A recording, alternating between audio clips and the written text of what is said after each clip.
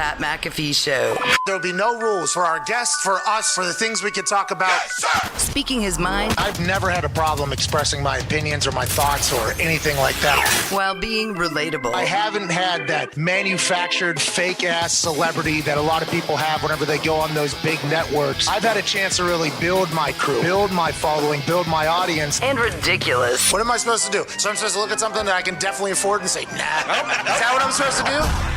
The Pat McAfee Show starts in 3, 2, 1. Good afternoon, beautiful people. It is risk-free same-game parlay Thursday Night Football Thursday, October 28th, 2021. This show begins now. Yeah.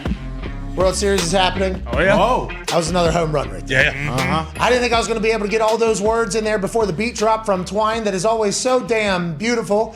And it sounded fantastic on this risk-free same-game parlay Thursday Night Football Thursday. But I'd like to let everybody know this morning, I did some voiceovers for stuff. Ooh. I read for an hour and 10 minutes earlier today. Jesus. The boys watched it happen. A lot of people got to hear it. There was words put next to each other that I've never seen in sentences before. And most people probably in the voiceover business would have read the script beforehand. Maybe. That seems like that is something we should jot down for later times. Now you want to go in with a clear mind. That's what I did. Well, a little cloudy maybe, but I went in there and I didn't know what was coming. I think it's going to be good. I'm excited for it. I basically, I basically was the storyteller for something that is going to happen. So I basically have heard the story that is going to be told pretty much, read through it this morning, a few times on a few lines. Let's not act like that didn't happen. But I think it's going to be good. I'm excited about it. I'm thankful for it. But what I'm saying is I couldn't wait to start speaking about NFL football that is happening tonight. Hell yeah. Green Bay Packers are traveling down to Arizona, Phoenix, the 5th largest city in America, beautiful place, to take on an absolutely red-hot Cardinal squad. Now, there is some news coming out of that particular game. We already knew that Davante Adams was out with COVID. Still a thing. Then we found out that Allen Lazard was going to be out because he was a close contact, a high-risk close contact to Davante Adams, we would assume, or Joe Barry. I almost said Perry. Joe Barry, the defense coordinator. I don't know why Allen Lazard would potentially be hanging out with Joe Barry as opposed to Davante Adams, but he was out. So 3 big names out for the Green Bay Packers. On the Cardinal side, they get Chandler Jones back off of Uncle COVID's naughty list, but at the same time, J.J. Watt out for the rest of the season. Wow. It was a crazy turn of events. He was out for the game, I was originally reading, and then Adam Schefter put out a tweet that said, hey, this is a bummer. Okay, this is an absolute bummer, but we think J.J. Watt's potentially getting shoulder surgery. He's going to be out for the season. This magical run that he had with Phoenix, and his magical run he had as a member of the Cardinals in his first year of his multi-year deal that he signed after getting released from his contract with the Houston Texans in the big workout up in Wisconsin. He was squatting. He was getting numerous shirts delivered to other people so that nobody could break the story of where he was signing. His first time being a free agent, but him goes to Arizona. Owner flies a jet to Wisconsin to go pick him up and fly him back and sign him. It was a beautiful thing. They got off to the hottest of hot starts. J.J. Watt was a part of a defense that was dominant, that could keep up with an offense that was consistent. And now here we are, 7 games into that beautiful relationship that was just, it was kind of in the roots. Right. That's right. It was kind of in the roots, and there was already starting to blossom. I mean, things were already starting to come out. The roots were wide and thick. The foundation had been laid, and he was already starting to really start to take over. It felt like in a culture-building standpoint, in playmaking standpoint, in energy boost. Now he's out for the rest of the season, which is a goddamn shame. It really is. I like seeing this rebirth of J.J. Watt. I like seeing J.J. Watt have to prove himself to another city, to another coaching staff, to another locker room. I enjoyed what it was. I enjoyed that J.J. and T.J. were sitting in frozen lakes in Wisconsin with Derek, and then they were working out with their high school lifting coach that they hadn't lifted with in some time. It was a throwback. It was a here we go. TJ Watt balling. Derek's doing his thing. JJ was going, and now it's all over after week 7. I'm fucking bummed about it for JJ Watt. And the immediate reaction from the naysayers and haters, in which there were many of J.J. Watt, especially when he signed that $30 million deal. A lot of people were saying the same thing. J.J. Watt never plays. J.J. Watt always gets hurt. J.J. Watt's body would not allow him to ever be what he could potentially be because he gets hurt. That is factually incorrect, by the way. I would like to let everybody know that. I guess there's a stat out there floating, and we try to do our own research, but anytime you start adding up big numbers and not knowing if it's regular season or playoff numbers, you don't know what it is. He's only missed, I think, 32 games out of 167 possible games. He 4 of the last 6 seasons, though, in recent history, he has missed 3, 5, 8, and 7, or he's only played in 3, 5, 8, and 7 games. So although recent history says 4 of the last 6 years, JJ will not be able to complete an entire season, throughout his entire career, that was not the case. So I do not want people to paint that picture of JJ that he was never able to perform, because for a lot of times, 130-some games, he was able to. Here late with an awkward landing on the shoulder that's going to knock him out of this season. Maybe some unfortunate things have happened. I do not think that the Arizona Cardinals spent too much money to get J.J. Watt in there. I think J.J. will probably come back from this, hopefully better than ever, or whatever he decides to do. I can't wait to see it. Definitely a bummer for tonight's game. They get Chandler Jones back, so the Green Bay offensive line still is going to have to deal with some shit. But I can't wait to watch tonight, which could be an absolute roller coaster of emotions for both squads. This thing could get ugly. Yeah. Arizona has the ability to do that to anybody, I think. Now, with the Green Bay Packers, I don't think they have, shown anybody that they couldn't blow people out, but most of these games are a little bit of a joust. So this could be a great one tonight. It could be a bad one. All I do know is that our risk-free same-game parlay is going to hit tonight. Hell yeah! Now, our risk-free same-game parlay is something that, has kind of caught the gambling world by storm.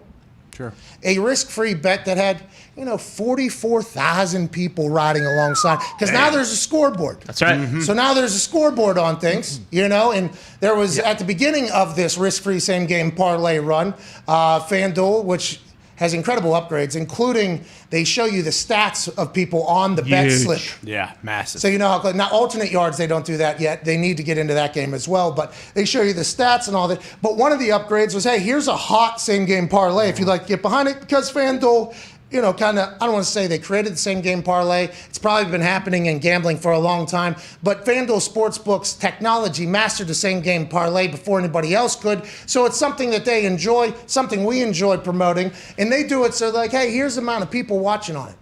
Darren Ravel the first week was like, hey, FanDuel's telling me that 6,500 people are betting on this? Wow, that's crazy, or something like that. And then he deleted his tweet once he found out, it was just starting at 65. Yeah. That thing got up over 30,000 the first week. Then it reached 40-some thousand. Then it was over 30 again, and 30 again, and 20-some. It's like, tonight we have an opportunity in a game that is destined to be great, a game that'll capture our attention at least for 4 quarters, as opposed to potentially maybe some previous Thursday night football games. Tonight we get a chance to watch 2 legends battle, and also take millions and millions of dollars from FanDuel. I can't wait for it. The council helped me piece this beautiful same-game parlay together. We feel great about it. As soon as it goes live on FanDuel, we will announce it from the hilltops. Yes. Hell yeah. The Toxic Table, at Ty Schmidt, at Boston Connor, at Ty Schmidt, diehard Green Bay Packers fan,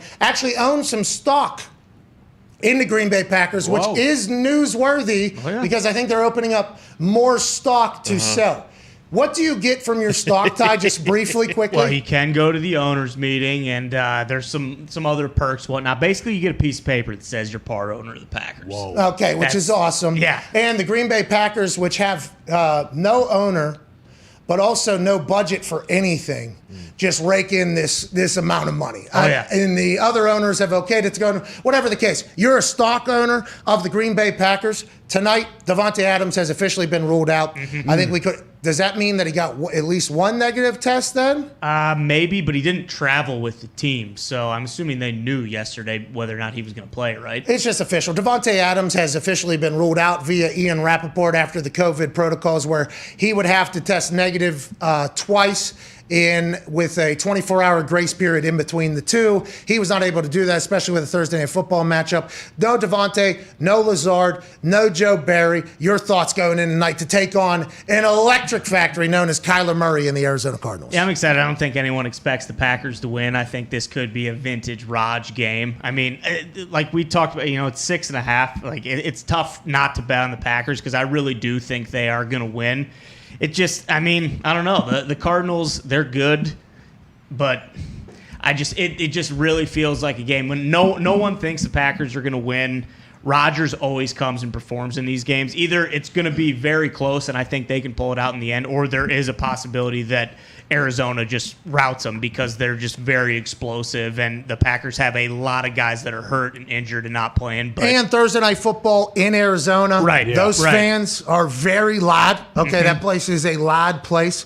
What's the name? Now it's State Farm Stadium. Right. Mm-hmm.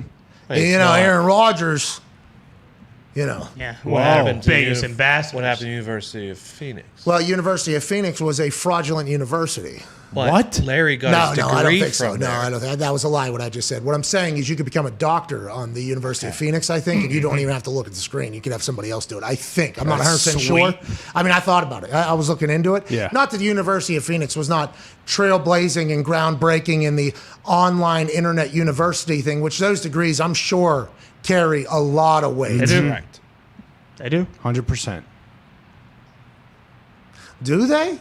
I'm not. No 100%. way. Have you ever seen somebody go to hey, where'd you graduate? University of Phoenix. Maybe we haven't given enough time. I feel like it's been around a long. Is it still going? Is University of Phoenix still going? I would assume it's still going, just like DeVry's still going, and I think Southern New Hampshire, Southern New Hampshire is is the new king. Harvard of the online. Yeah, Snoo crushes. What are you going to say, Z? My mom has her master's from University of Phoenix. Did it work?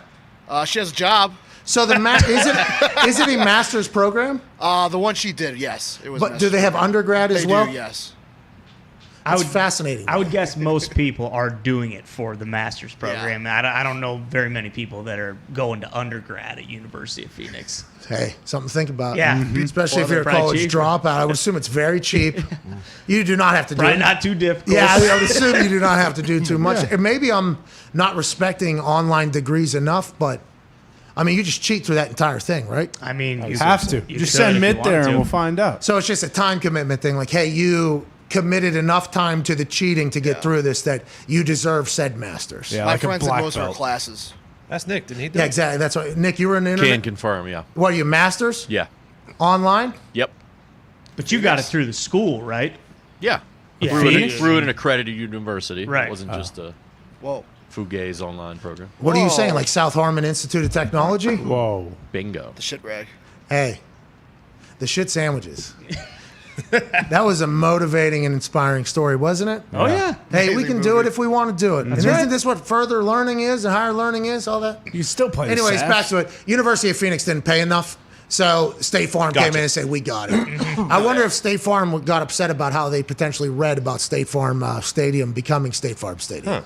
You know what I mean? I wonder if they say, hey, enough with the chit-chat. Okay, just read what we told you to say. I'm sure they did. Maybe. Well, that's because, when you become a powerful insurance company, you got to be, stern but fair. That's right. By the book. But Aaron Rodgers goes into State Farm Stadium tonight, Tone Diggs, you think, and does what? And is all the money, host of Hammer Dahn, the gambling podcast that runs 15 minutes after this show ends every single day at youtube.com/Hammer Dahn, is the money on Arizona because of everything that happened on the field for Green Bay? And does JJ and Chandler just kind of offset each other because Chandler's back, JJ's out? What are your thoughts on the gambling trends right now for tonight's Thursday Night Football game? So the tickets are split 50-50. The money, however, 75% of the money is on the Cardinals.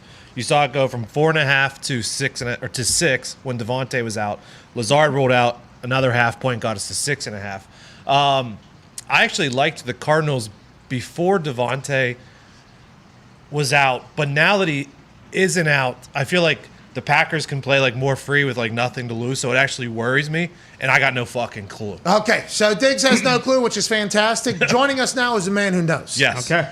A man who has known a man that knew basically everything you hear that happens in the NFL. You see him on Fox NFL Sunday and also on Thursday Night Football's coverage on Fox.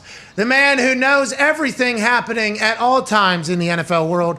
Ladies and gentlemen, OG Jay Glazer. What's going on, Jay? Ladies and gentlemen, I implore you. Yeah, well, I implore you to let us. Do you drink all that wine? Are you a wino? A heavy wine? I'm a total cork dork. Big time. Oh, cork dork. I like that. Cork dork. Yeah, cork dork. That is awesome. Do you go do the tours and all that shit, or are those your friends' Hell wines? yeah. Do you have your own wine? Absolutely. No doubt. Last night I had dinner with, name dropper. I had dinner with Chuck Wagner, who owns my Camus. Ooh. And he's now a official sponsor of MVP. Like, only I can get a guy who owns a winery to put money in to help support mental health of veterans and NFL players, right? Well, that's amazing. It all fits together. Well, it's amazing thing what you're doing with MVP alongside your partnership with GNC and what you do out of the Unbreakable Performance Gym in LA. You're an entrepreneur. You're a man that gives back. We appreciate that. But you're also a man. Hey, wait, real quick. One more thing. So I want to Look at that house. pump up one more thing. It's Is fucking AJ on the show today? AJ will be on the next hour. All right, shit. So AJ used to beat the Packers with John Schneider. You guys know Schneider, right? The GM of the Seahawks. Mm-hmm. Yeah. So the coolest thing I have in my house is this right here. Okay. Schneider's son Ben is autistic, and up until 3 months ago, they had no idea he could do that. So his son, let me see if I can get here. Can you see that painting? Yeah. Wait. Yeah. Okay. Right? You got both of them over there. So if you go to smallegoart.com, he is now painting for a living, and some of the proceeds go back to help children with autism. How talented, they had no idea. 3 months ago, I think he looked at like a Jackson Pollock book, and then he was like, I want a canvas, and just painted that. Like, unbelievable. Well, that's beautiful. That's an amazing thing. What'd you say? Small ego art. Okay, perfect. We're gonna we'll definitely buy one for the office. Can't thank you enough for opening eyes to that amazing thing going on. Yeah, cool. And thanks for making the world a better place, Jay. Okay, I mean that is a real thing. It feels like you are fully dialed in to making the world and people happier and better, and we appreciate the hell out of that. Now, I got it because of my own fucked upness, so I got kind of, balanced out. I understand. Hey, yin yang, you got to do what you got to do. I appreciate that. I respect that. Tonight, big game. By the way, check out smallegoart.com. There there was a blue one in there. Yeah. Hey, we need to get. Let's actually get one of those. All right. I don't know how much they cost. I've never been in the art game. Okay, perfect. We got it for the office. Look at you, Jay, moving paintings, dude. Let's go, Jay. Moving wine, moving paint, moving supplements. Let's go. Jay, tonight. A lot of names out of this game. And I know you're going to cover it here to LA, and we appreciate you stopping by here before you got to hit the road. But Davante out, Lazard out, Joe Barry out, J.J. Watt out for the season. What are you hearing from the teams? What should we be looking for maybe? Yeah, look, the Cardinals, it's interesting. A totally different Cardinals team that used to be. Because I think in the past, if you had a name that went down, they would just maybe shut it down. Right? But look, last few weeks, they're without Chandler Jones, who's playing better than any defensive end in the NFL. They're without their head coach. They're without their quarterback coach. And yet they didn't miss a beat. Like the roster that Steve Keim put together over there, and I think now the culture over there is just different. So, JJ going down, he's definitely been a vocal leader over there, but I haven't seen anything that's gotten them to unravel when something happens. I think as long as Kyler's in there, they're good. And by the way, DeAndre Hopkins, who always plays through injuries, he's banged up for tonight also, if he can play or not. He's been banged up. Oh, that's actual question mark on whether or not Hop will play tonight or no? Hop is usually, even if he plays through everything. And he's been banged up this week, and still, as we get closer to game time, I'll know a lot more about that. But I know he's been banged up, and he's been banged up a lot, but like I said, he plays through just about everything. My point is that, Jay, is he playing or not, Jay? I don't know yet. I got to make sure. I mean, you got to watch the show tonight. I don't know. Will he potentially have 41 yards tonight, do you think? I mean, this is... Oh, is that your over-under? Yeah, there's the same game parlay we got. Oh, my God, I didn't know Hop was potentially out. Oh, my God, my heart dropped. Well, again, he plays through everything.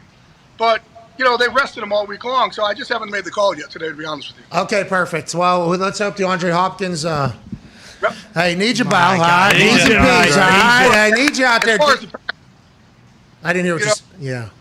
Yeah, you got Aaron in, so, you're all right. Okay, perfect. I appreciate you for that information, Jay. Around the NFL, there's a lot of shit popping off right now. And I don't know how plugged in you are with some of the stuff. I know there's the one per club meetings that are happening, and now there's disagreements coming out of that. Is that normal that happens in the NFL with these one per club meetings? Is everything kind of more spotlighted and bigger because of all the shit that has happened? And it's their first time meeting since 2019? Or is this just par for the course on how these normally go?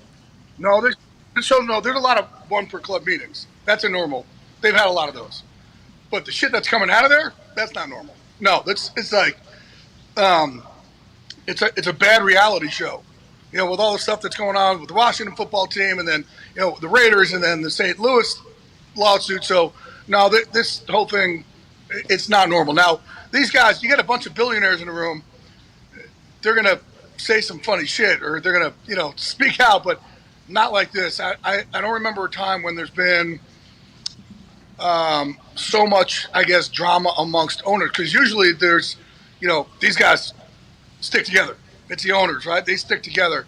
And now you see, I think, especially what's happening with Washington, you see a lot of angst over that. More angst than I can remember. And I asked Ian this yesterday, and he kind of... his name's Rappaport. Do you know Ian? I know a lot of Ian, so I don't know which one you're talking about. Rap Sheet. This is Rap Sheet. I didn't know if you were one of his friends or not, Rap Sheet and friends. But Ian, gotta be true.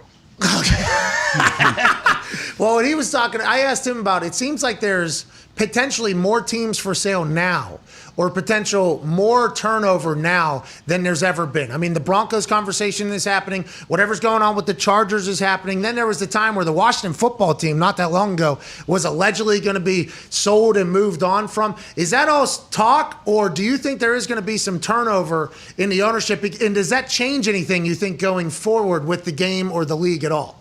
No, I don't think it changes anything. You just get more richer guys in. That's all it does. But there's always been, look, people have long tried to get these teams, and there's been a lot of, it used to be that, hey, maybe we can get Tennessee. There was definitely, could we get Washington? There's been a lot. This isn't new, and there's certainly always been people lining up to try to get involved in one of these teams. And now more and more also, I hear more and more, there's celebs who I hear from all the time who are trying to get part of an ownership group, but that's not new either.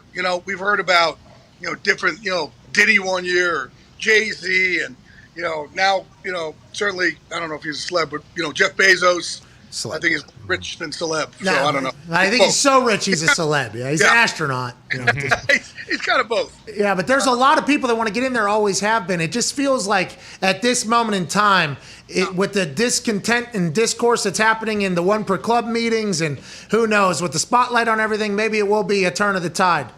NFL teams are beachfront property. Like, there's only so many, right? Yeah. You just start popping up left and right. So, yeah, there's always, and I think for a lot of these cats, especially like the new money in the tech world, a lot of them, this is their dream. But, yeah, there's this isn't new where people are trying to get in.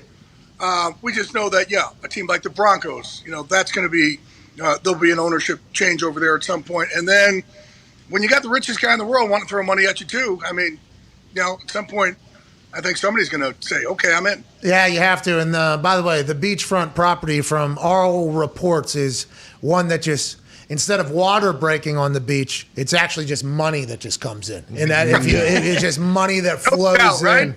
Yeah, it's an incredible business. And you've been a massive part of it for a long time as an insider. And I would assume that you have your, finger on the pulse of a situation happening between Houston, Houston off the field, Houston on the field, and then also in Miami where Tua came out and said, I don't not feel wanted, which he has to say. Tua has it all out there. But Deshaun in Houston, is that something that has to get settled off the field before anything on the field can happen? And do you see that happening or do you hear that happening? Because these are very serious allegations, and there is a lot of them, obviously, Jay. Yeah, but Houston's played this all wrong. And I say this because in training camp preseason, teams were calling. They weren't calling back. They weren't texting back. Like, man, don't not communicate in this league. You never know when someone's going to – and before that, by the way, and I reported this on Fox NFL Sunday a few weeks ago, earlier this offseason, a team offered them 3 1s and 3 3s, and they turned it down. That's a lot. 3 1s and 3 3s, and they turned it down. And that was – Who was it? Who was it? What was right. it? When was it? I'm sorry, I missed you there. I think it was going into the draft. It was the offseason, right? But even so, there were 4 teams that were interested in him during camp, right? You had the Panthers, you had the Broncos, you had the Dolphins, you had the Eagles, and they just won't call anybody back. So then, as this has gone on, also, there has been a couple of times, like I think some owners or teams who wanted to be involved want Deshaun to go settle and get the legal issues taken care of.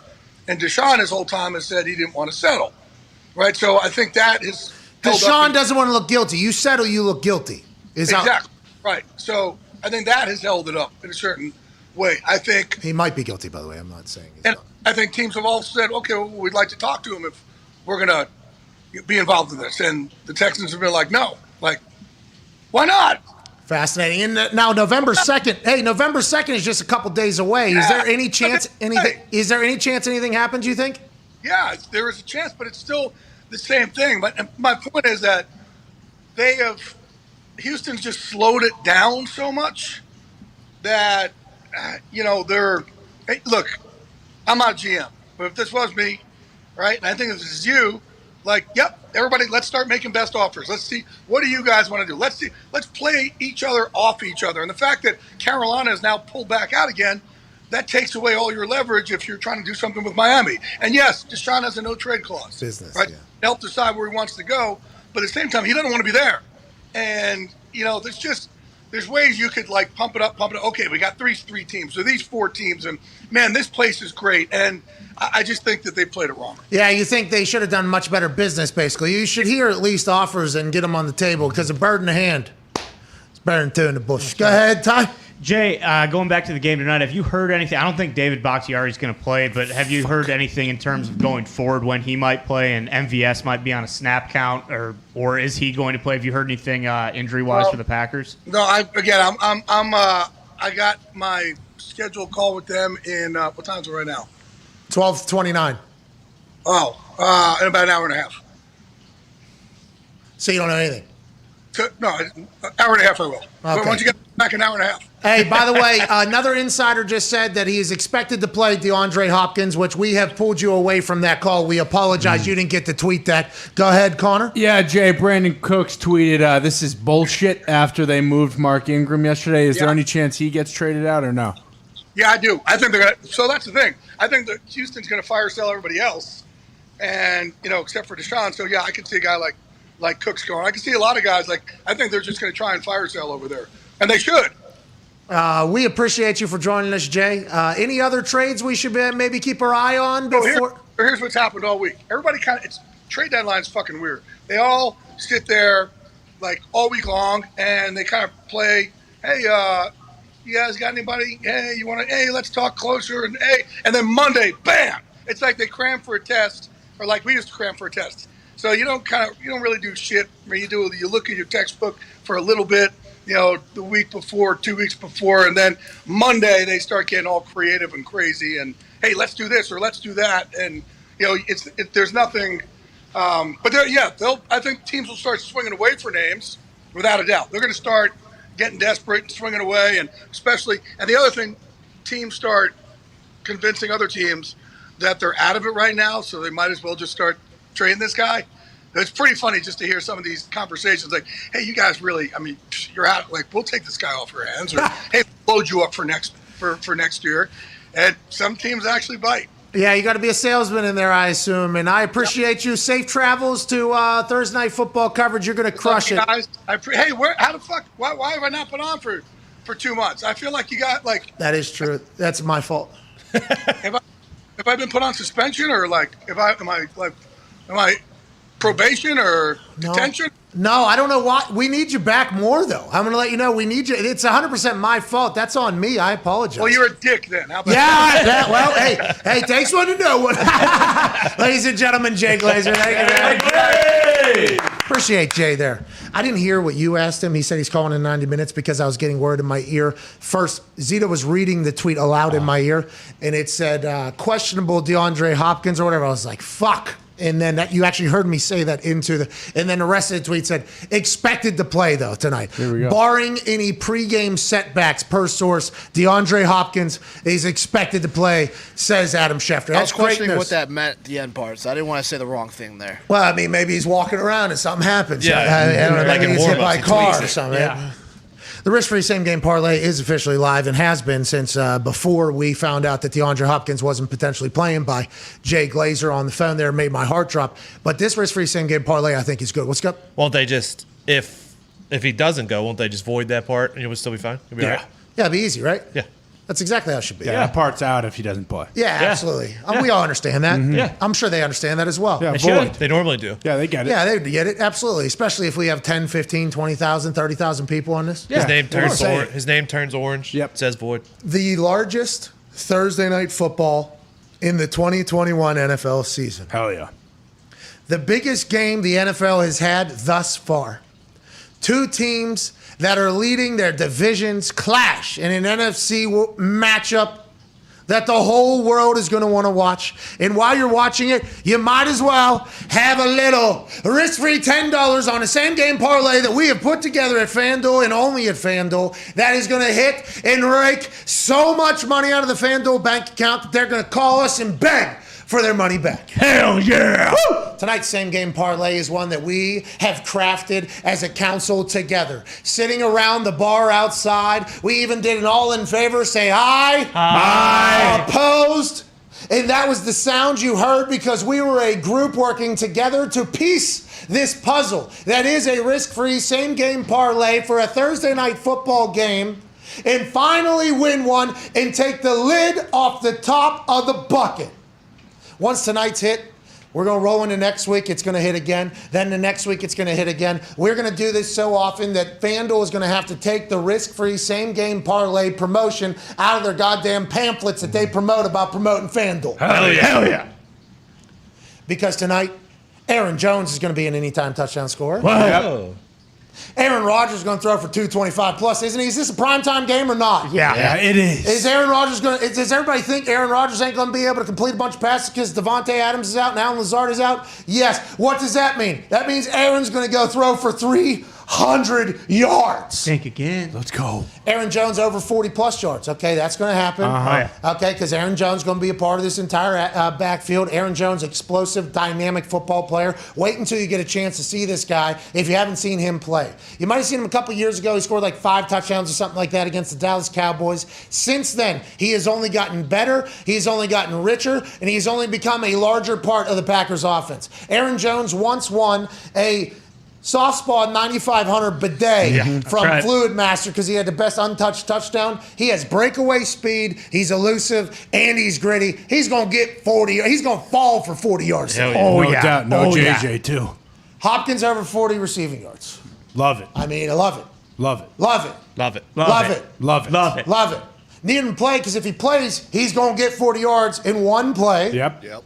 And the odds remain higher than if he's not to play, and it kind of gets voided out of there. Kyler Murray's going to go over 225 plus. This is going to happen. Okay, even though the Green Bay Packers defense might have been pretty opportunistic. That was so close.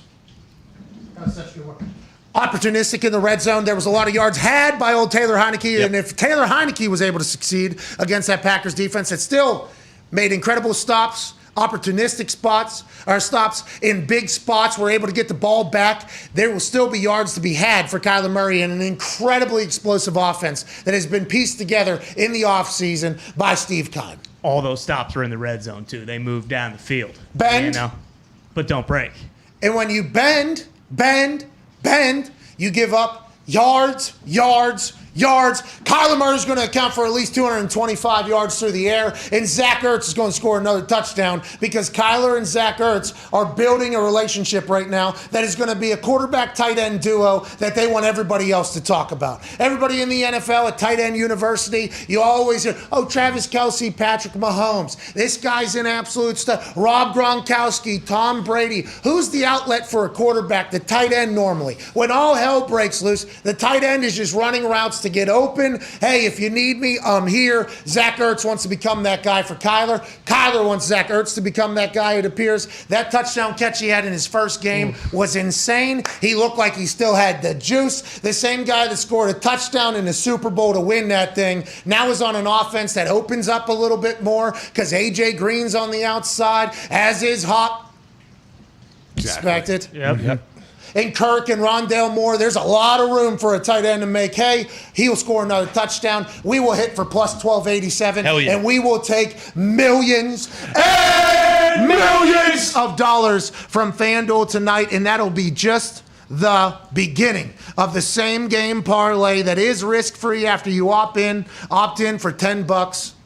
They're going to regret the day that they said you can do this, Pat. Hell yeah. 100%. They're going to regret the day that we negotiated the terms that it could be between 3 and 6 legs, has to remain above at least plus 400 and below plus 2,000. This includes after 40,000 people make the same bet, 30,000 people make the same bet. If it gets below plus 400, we'll have to void it. We can't do it. Yep. The risk and trading department says, we ain't doing that. So with those rules, those guidelines, this game, our risk-free same-game parlay needs to win and needs to start getting hot. Tonight's the night it does it. Thanks to Aaron. Thanks to Kyler. Thanks to Aaron Jones. Thanks to Zach Ertz. And most importantly, thanks to DeAndre Hopkins for playing through that incredible injury that you have. You're an absolute tough guy. We got to get to a break. 38 minutes into this beautiful risk-free same-game parlay. Thursday Night Football, Thursday, October 28th has happened.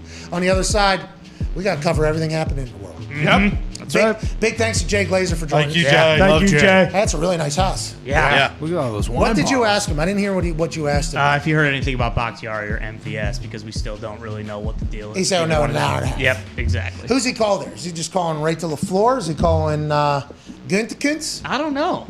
And him and LaFleur seems like they've maybe thrown a couple back together. Colbers? Well, or What? a couple bottles of wine. What? What? Coach Mo, maybe? Small ego art. I don't think Coach Mo's a leak. No? He Nah, doesn't Coach talk Mo, to him? Coach Mo ain't a leak. No. Coach Mo's just trying to fix special teams football. Maybe. Oh, I thought this was more so like a press conference, not a leak situation. Where he was saying if Bakhtiari was playing or Yeah, not? let me call Coach Mo, see how he's feeling. Oh, okay. 40 minutes in. We're back in 4 minutes. I don't think Coach Mo's doing it. Okay. I'm not Wasn't sure. sure. Special teams coordinator, Coach Mo, who's formerly of the Indianapolis Colts, is giving away who's healthy and who's not for the games. But if he is, Hats off to him. Love you, Coach Mo. love you, Coach Mo. See you in 4. This is the Pat McAfee Show.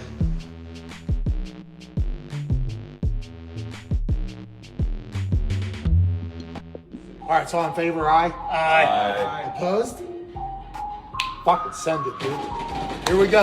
Same game parlay has been created by the council. Plus 1,287. This one's a big one. And also, what's yours is happening? A home run. This is part of the fun. You know, the fun is obviously, I got my best friend in the league back to go to work with every day. I got the funniest dude in the world to drive down to practice with every day in David Bakhtiari. I got a great coaching staff that I love. I'm still in Green Bay and having the time of my life.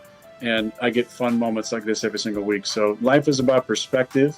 And I'm just daily counting the blessings that I have in life and just have so much gratitude for these moments. And for the fact that I'm 37, I'm still playing and still playing at a high level and still getting to to have fun moments each week, including on this show. So thank you guys for that. No, listen, obviously, thank you.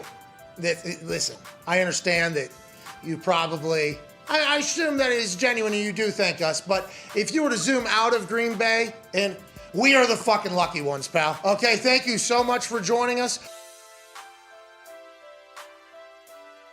We'll see if they're able to continue to win with no indoor practices. I am going to keep hammering that drum, and not because it's a bash or a knock on the fans or the players or it's a knock on the fucking ownership. You got a great team. Invest in the team. You know how you'll make more money, Brown family? If your team keeps fucking winning. Do everything you can to get that team to win. Because once that happens, you'll be raking in the cash. Because jerseys will sell, primetime games will happen, tickets will be sold. You can even raise ticket prices. Think about that. Oh my God, that beer that you're already charging $5 if the team's winning and not stopping winning. Guess what? $8.50. Yeah. That's $3.50 per Cincinnati, and that's house and beers. That's a lot of fucking beers. That's a lot of $3.50s extra that you could potentially get if you invest in the team. That would be great. Don't fuck up Joey Burrow's career and Jamar Chase and Trey Hendrickson. They have a chance, AJ.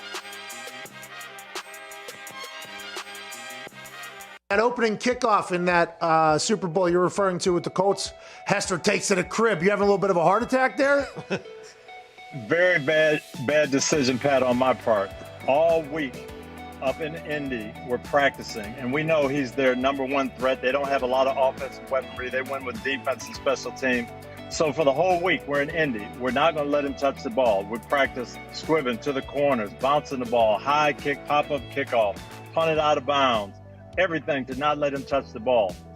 We have a chapel service, and the chaplain talks about David and Goliath, and he says, hey, the reason David beat Goliath, he wasn't afraid. Everybody else was afraid. David ran right at him, threw it right between the eyes, and it was over.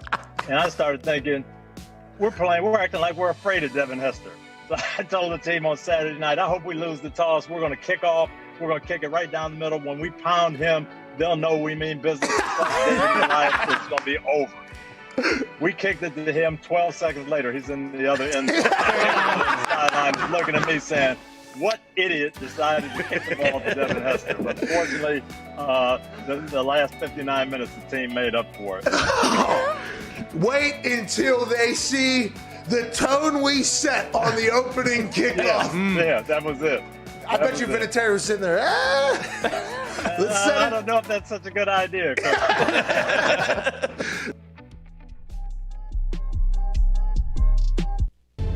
This is the Pat McAfee Show on Sirius XM Mad Dog Sports Radio. We thank you for taking the time to seek out this small regional show that streams internationally. Here's Pat and the boys. Today's sponsor is Public.com, an investing app where you can buy stocks, follow investors, and share ideas. Okay. Wow. So I joined Public, and you can see my portfolio if you search for @Pat McAfee in the app.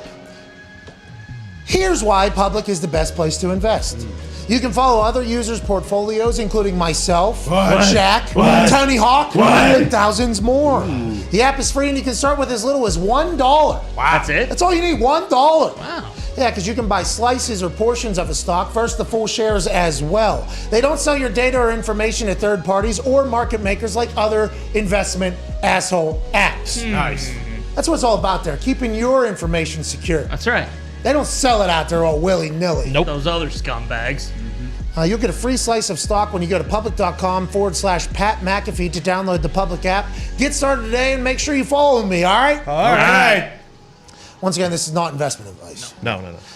Valid for U.S. residents 18 plus, subject to account approval. See public.com/disclosures, not investment advice. Once again, make sure you go to public.com/Pat McAfee to get a free stock slice.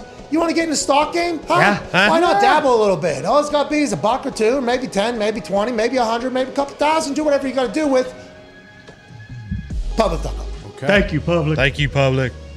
If you find me on there, you will see that I tend to invest in humans that I believe are aliens. Right. Absolutely. Tesla, Elon Musk, alien, invest. WWE, Vince McMahon, alien, invest. If Aaron Rodgers was a stock, Alien, invest. Bingo. That is not investment advice. No. I'm just telling you that is what my trend is if you were to follow along on public.com and the public app and search at Pat McAfee. Welcome back to the show. A little sports show we got going on here. 46 minutes into hour 1. Hour 2, we'll see A.J. Hawk. Hour 3, Ike Taylor returns. Ooh, okay. Yeah, Jay Glazer joined us in like 25 minutes ago to tell us some news. Scared to death. Made us scared to death about DeAndre Hopkins potentially not playing because he said, he's been rested. Who knows if he's playing tonight? And we had DeAndre Hopkins a part of our risk-free same-game parlay. So that scared the shit out of us, obviously.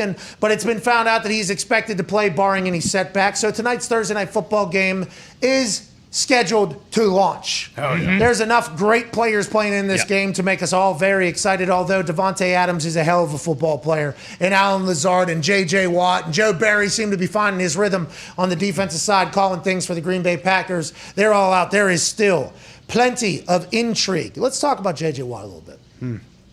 He's out for the season with a shoulder injury. Likely. Maybe. I think that he'll be back probably for the playoffs. Or Adam Schefter says Cardinals DN J.J. Watt will undergo what is now likely to be season-ending shoulder surgery. Sources tell ESPN no date set yet for surgery. Watt hurt his shoulder in the second quarter Sunday and still managed to play the rest of the game with the injury. He made a dive for old Dougie Mills, quarterback for the Texans, and he landed on it in a similar fashion as Baker Mayfield. It was like an awkward landing. It got flattened. No humans landed on his back like what happened to Baker. It was just weird because he had his little robo arm sleeve on, and it kind of got caught up in there. So I don't know if it's a labrum, a broken humerus, or whatever it is, but if there's no date set for surgery, and if he's set to have likely season-ending surgery, what does that mean then?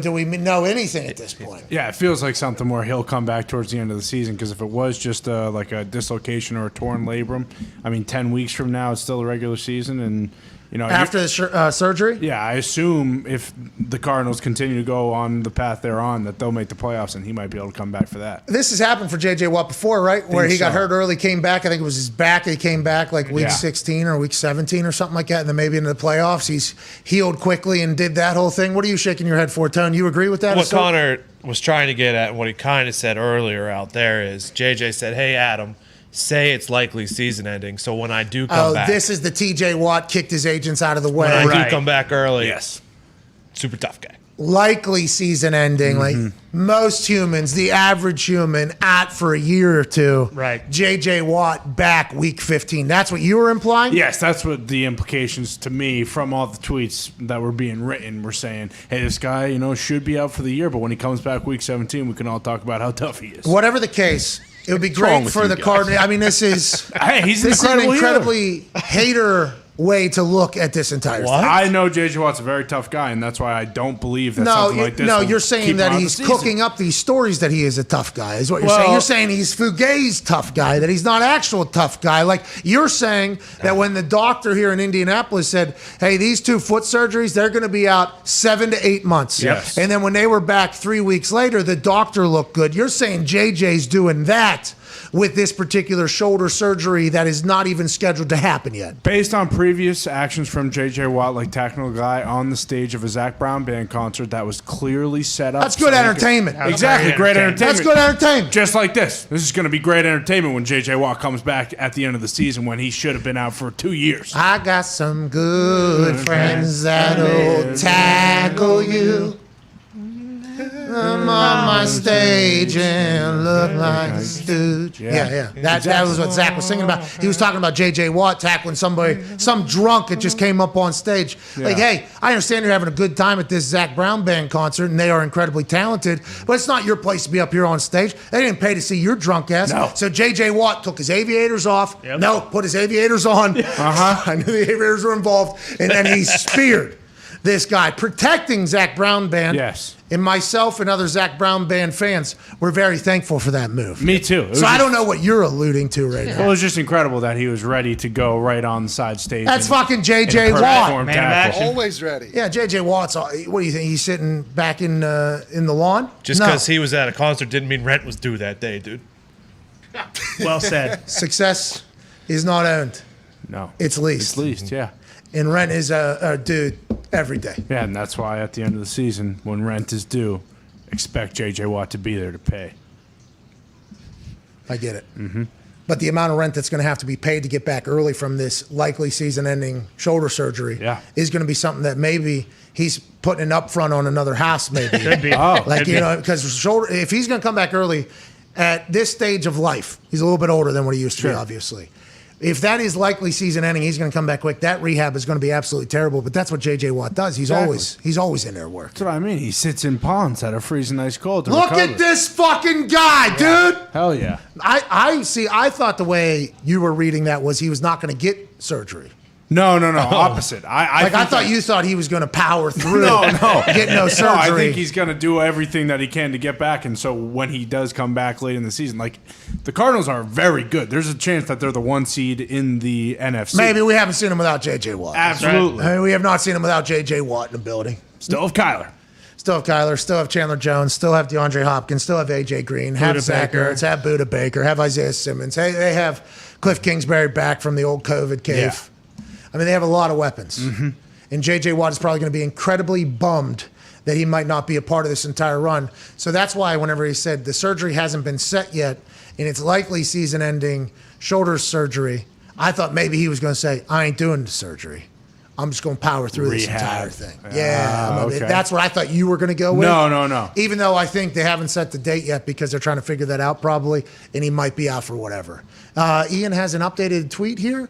J.J. Watt had made a miraculous recoveries before. Now, after he solicits several medical opinions, he'll have surgery as soon as possible and rehab. Time will tell how quickly he'll be able to play, if at all. This comes after Ian Rappaport tweeted that J.J. Watt played the entire second half last week and now needs shoulder surgery from an injury that happened in the first half, source said. The recovery is likely at least 3 months, which may knock him out for the season. A tough situation for the veteran. So he's getting medical opinions because the people are telling him likely 3 months. He said, I don't have 3 months. I need to find a doctor that says 1 month, maybe 2 weeks. That's what J.J. Watt's currently doing, even though he might be staring down the inevitability of this. Well, 3 months, especially if they have the first round bye, like that, he would be able to come back from a 3-month recovery. Yeah.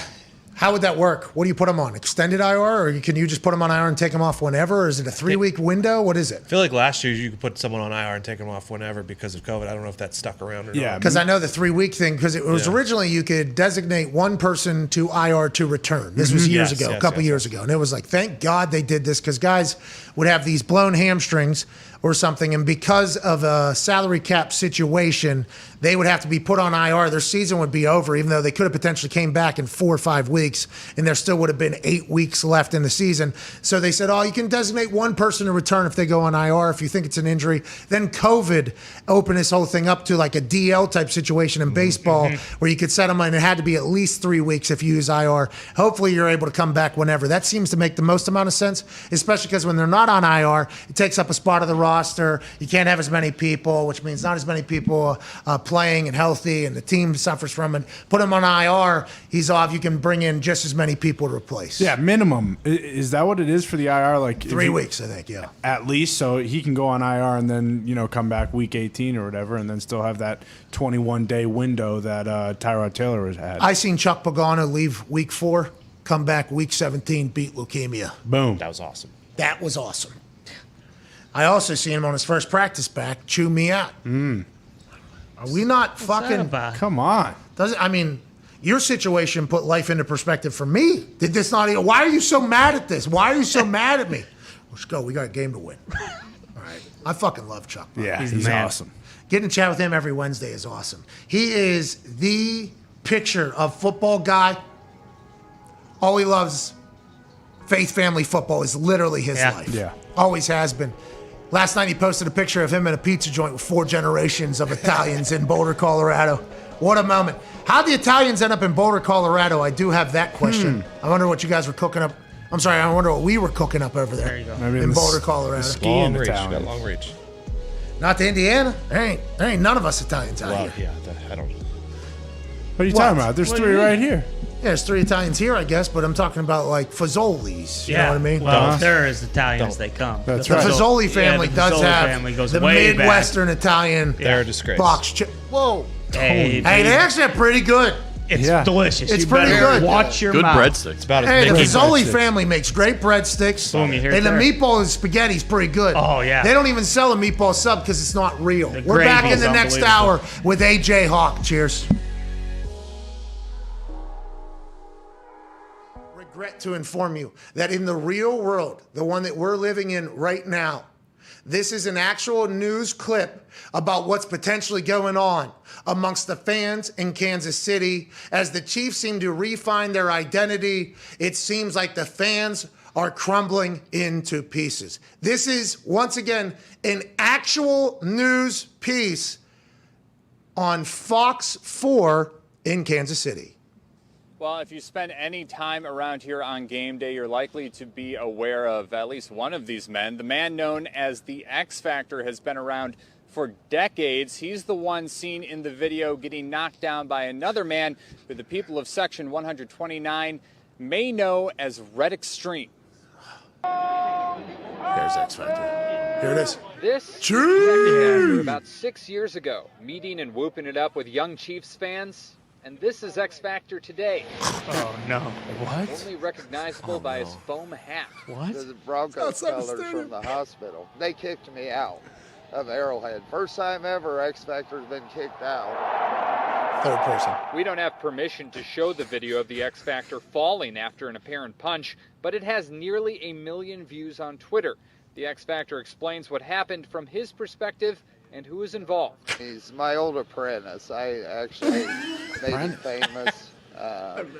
You know, gave him the name Red Extreme. I saw him come run up the stairs at me, and he had that look, I'm going to kill you. And so I tried to grab his jersey to stop him and talk to him, and he, like the movie Friday, he deboed me one punch, and I saw stars. They took me to triage at Arrowhead, checked me out. I felt all right at the time, but then I didn't know I'd broke my ribs. Red Extreme posted a Jesus. Just like 17-minute video message to his Facebook page following the incident. He says, "A cup of water was thrown and hit my wife in the back and splashed onto me." Can't do that. He continues, "I have never in my life felt so bad about feeling so good because knocking that low-life son of a expletive out was the greatest feeling I've had in a long time. This is My actual problem news. is it happened inside the stadium, and I never imagined in my life I would behave in that manner in the stadium." He also accuses the X Factor of being inebriated. It says that I'm a meth addict, which I'm a cocaine addict and alcoholic. I've been clean for 4 years. Okay, He much said I different. threw a water Congrats, bottle by at the him, way. It is much which I different. didn't. And I flipped my car a week ago Tuesday. So it's been a wild week. What? Wait. No.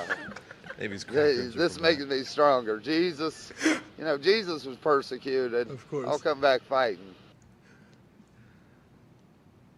Is looking to press charges at this point, but throughout the day we did try to connect directly with Red Extreme, but were turned down. However, immediately before our broadcast we spoke by phone, and he stressed that anything that the X Factor says should be taken with a big dose of skepticism, and that he himself actually stepped away from the superfan community because of his distrust and distaste of X Factor's behavior. Wow. All right, Jacob Kittle. Thank you, Jacob Kittlestad. Thank you, Jacob.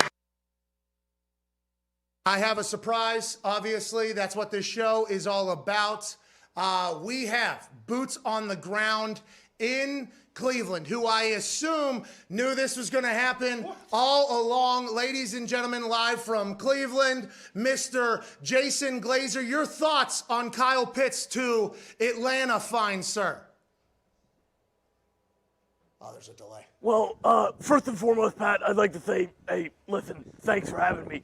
Cleveland is beautiful this time of year. Granted, it does smell like a mixture of poop and diarrhea and sewage. Jesus. It doesn't smell great down here. Jesus. But I'll tell you what, 27 years in this thing, I fucking live for the draft. Love being down here. Love being into Cleveland. But yeah, Kyle Pitts, listen. What do you want me to say? I knew this 2 weeks ago. Really? I mean, do we need to do this whole fucking song and dance? Okay. I'll give you guys 1 through 32 if you want to know. Do you want to have fun? That's nice You of want you. to not know who's going? But yeah, I had this 2 weeks ago. You know what I'm wondering is if the guy you had in your studio, Mad Mel Kiper. I know that sorry son of a bitch didn't have this 2 weeks ago. Mike's not plugged in. Whoa. Yes, I did. I actually just explained it. No, you didn't. Yes, I did. No, you didn't. Yes, No, I you did. didn't. No, you Yes, I didn't. did. No, I you had didn't. this. I did. Yeah, I no, did. no, you I didn't. did. You I didn't. had this. I I did. had You it. didn't. Trust me. Can You I didn't. talk for Christ's sake? Okay, fine, yeah. Can Go I ahead. talk? Okay, Go ahead. yeah. Like I said, Kyle Pitts, No, you didn't. unbelievable talent. No, you didn't. You didn't fucking Yes, have I it. No, you did. didn't. You You're a said sad sack of shit, Jason. Kiper. I know it. I looked at your mock draft.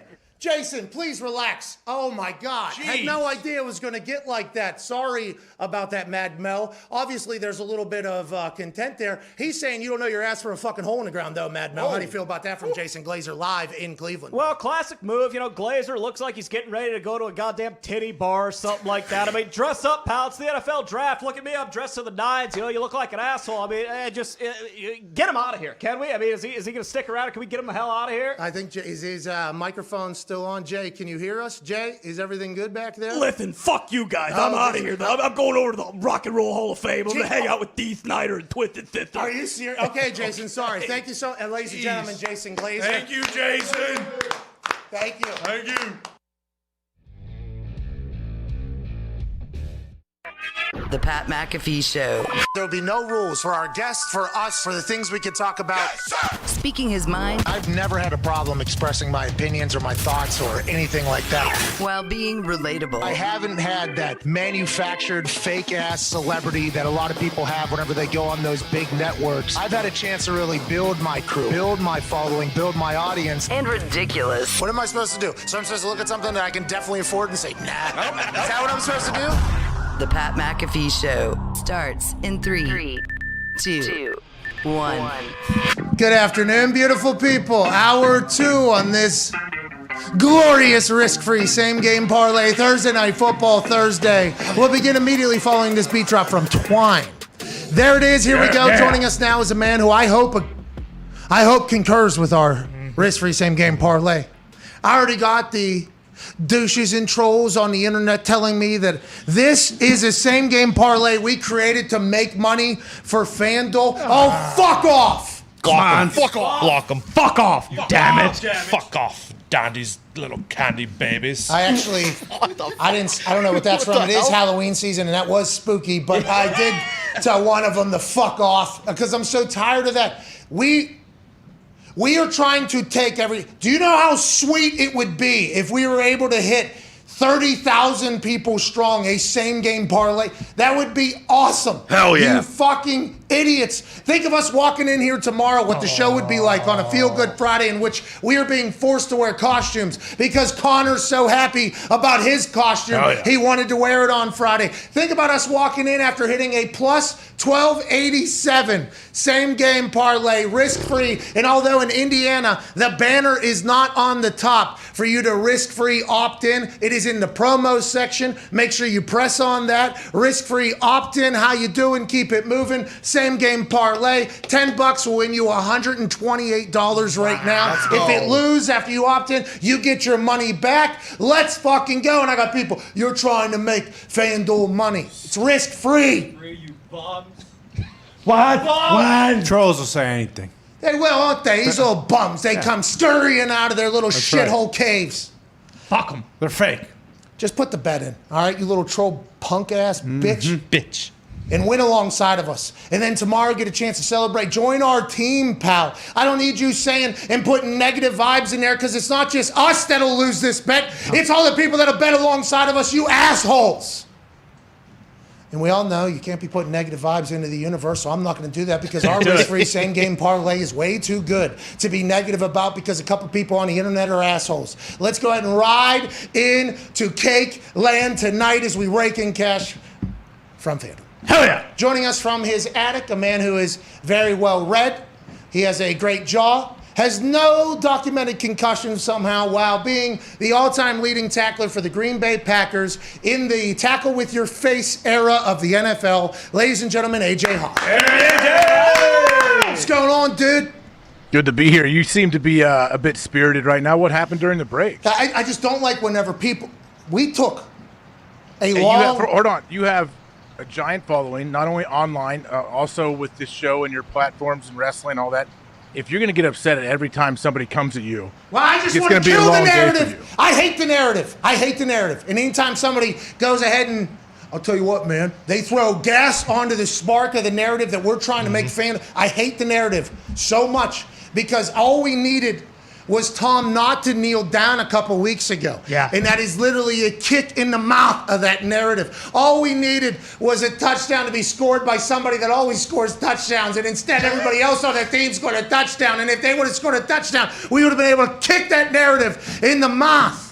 But instead, we've been so close, but yet so far away. Last week was our worst performance. This week, we hit AJ, and I'll be able to not just have to tell somebody on the internet to fuck off. I'll actually have to show them this is how much money we cost FanDuel. This is how much money we made in tomorrow. When you're dressed up in your attic, and we're all dressed up to celebrate spooky season, we're going to have a victory parade, and we're going to dance on the graves of all of them. We're going to do a juju on the beat, AJ, you know? Yeah, it sounds good. So what okay, so this parlay is already locked in. What happens if Hopkins does not play? It'll be voided. Yep. It'll be voided. It'll just He's be taken expected. out of there. The odds will drop, though. So plus 1287 will probably go to like plus 9 something, maybe plus 8 something, depending upon how That's big. not bad. He's That's fine. expected to play. He's expected to play, though. Shefty's come out and said expected to play. I think others have as well. Jay Glazer did give us a little bit of a heart attack, though, 15 minutes into the show. He's like, Hopkins hasn't played. You know, Schnarch. He always plays. Hey, dude. You need to buy some art from Paul Schneider's kid. John Schneider, his son Ben, you're talking about. Yes. Bingo. SmallEgoArt.com. That is exactly who I'm speaking about. I actually saw a little bit of Jay when he talked about that. So that's cool. I remember Snyder when Ben was much younger in Green Bay. Always, they were always doing fundraisers and things like that we would take part in. So yeah, it's good, man. His art looked good from what I saw. Yeah, we scrolled through. There were some beautiful pieces, and you're a big art guy, so I just assumed this would be something. I'm not, but I definitely would support Ben. And your house has a lot of arts around it. You like that guy who paints with his nutsack and his penis. That's right. Well, I mean, don't be downgrading Picasso and what he has done over his time. But I'm just saying, I don't have any Picassos, but I know some people that do. Yeah, you have purchased them. Gifted. All right, let's move along here. Let's get into SmallEgoArt.com, by the way. Great pieces, I think, helping incredible causes. Mark Ingram has been traded back to the New Orleans Saints out of the Houston Texans organization and franchise. Alvin Kamara welcomed him back. I think all of New Orleans welcomed him back. I assume Mark Ingram is dancing right out of Houston back into New Orleans. Very excited where he started this whole thing off before going to Baltimore and being a stud. But there is one particular person on the Houston Texans that is not exactly thrilled about the situation. Brandon Cooks actually came out and said, "This is bullshit. Such a joke." So I think what happened was Brandon Cooks was looking around at practice a couple different times because Brandon Cooks been on like 10 different teams at this point and has produced on every single one of them. For some reason, his contract always becomes a situation that teams want to move on from, or he's on teams. He looks around at practice, yeah, there's a lot of fucking terrible football players here. Mark Ingram, pretty good one. Now we're trading him out of town. This stinks. Why am I here? I think if he adds a goddamn it into that tweet, there's a chance Jack Easterby will say, get him out of our place. But is Brandon Cooks on the move? Jay Glazer said a fire sale's coming from Houston, which would make sense if they're trying to load up on the future, especially if this Deshaun Watson trade's going to take place and they're going to get a bunch of picks.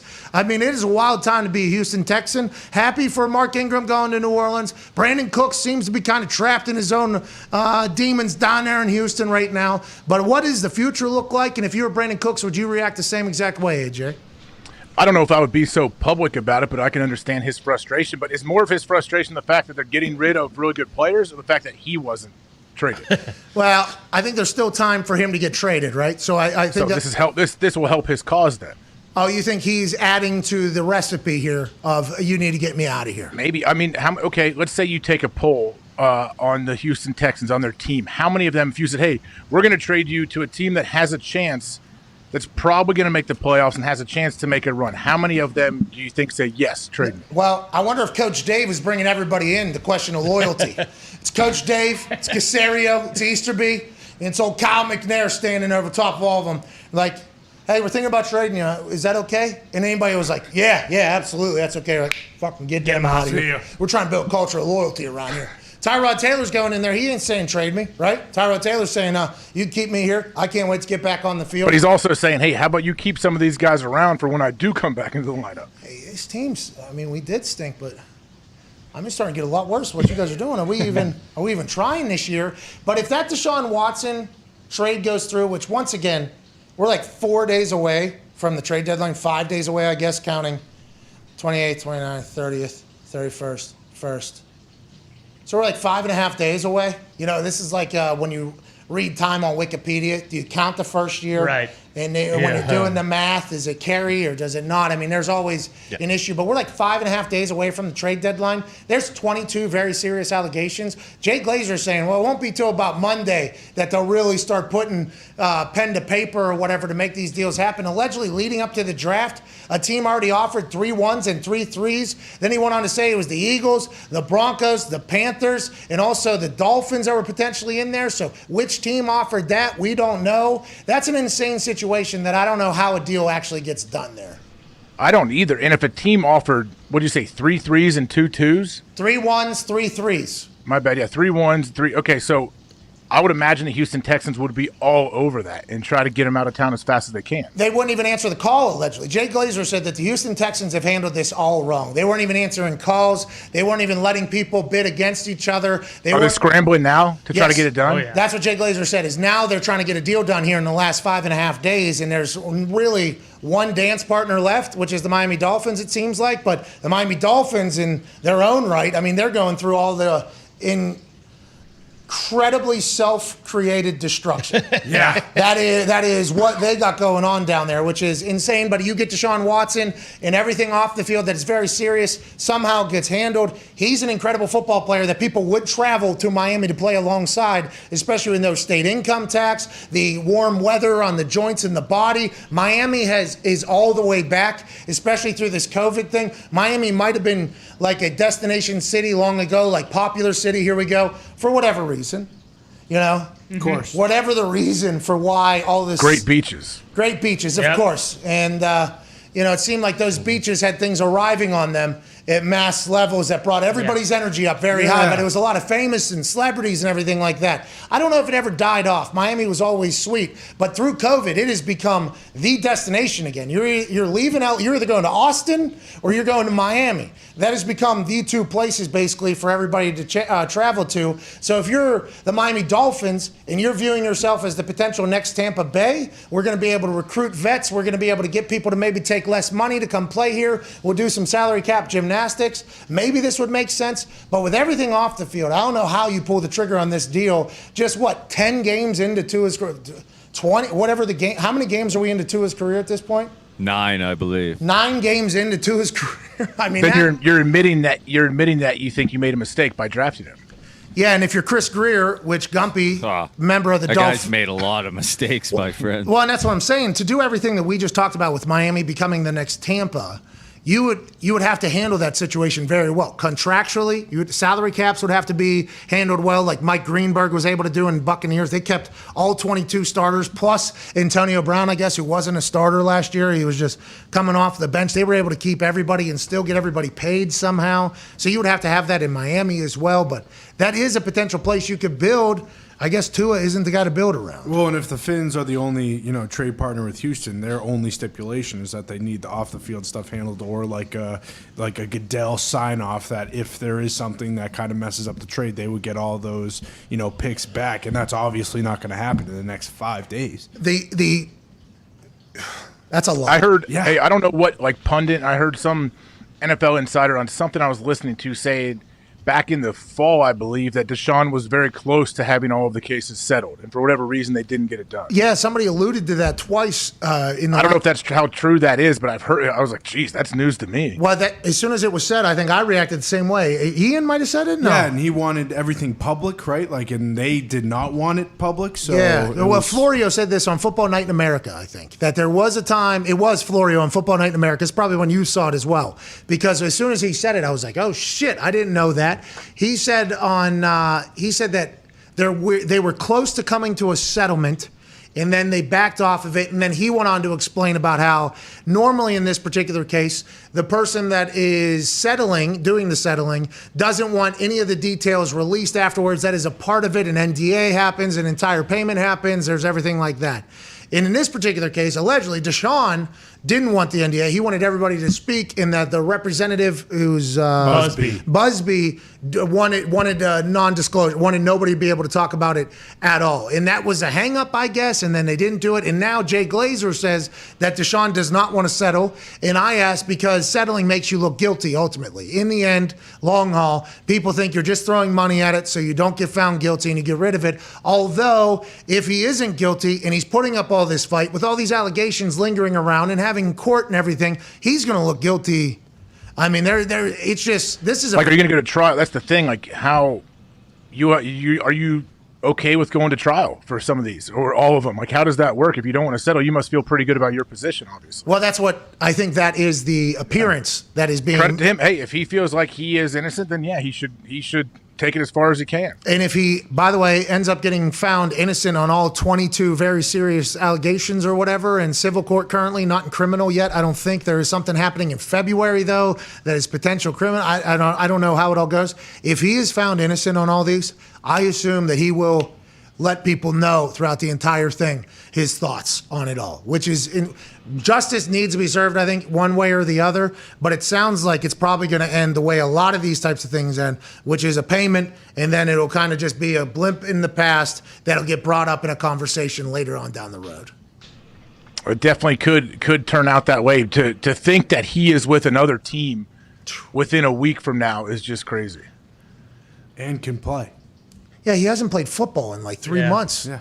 Maybe he has. Maybe he's doing. I think his own I think physically he'll be all right. You think no worries at all?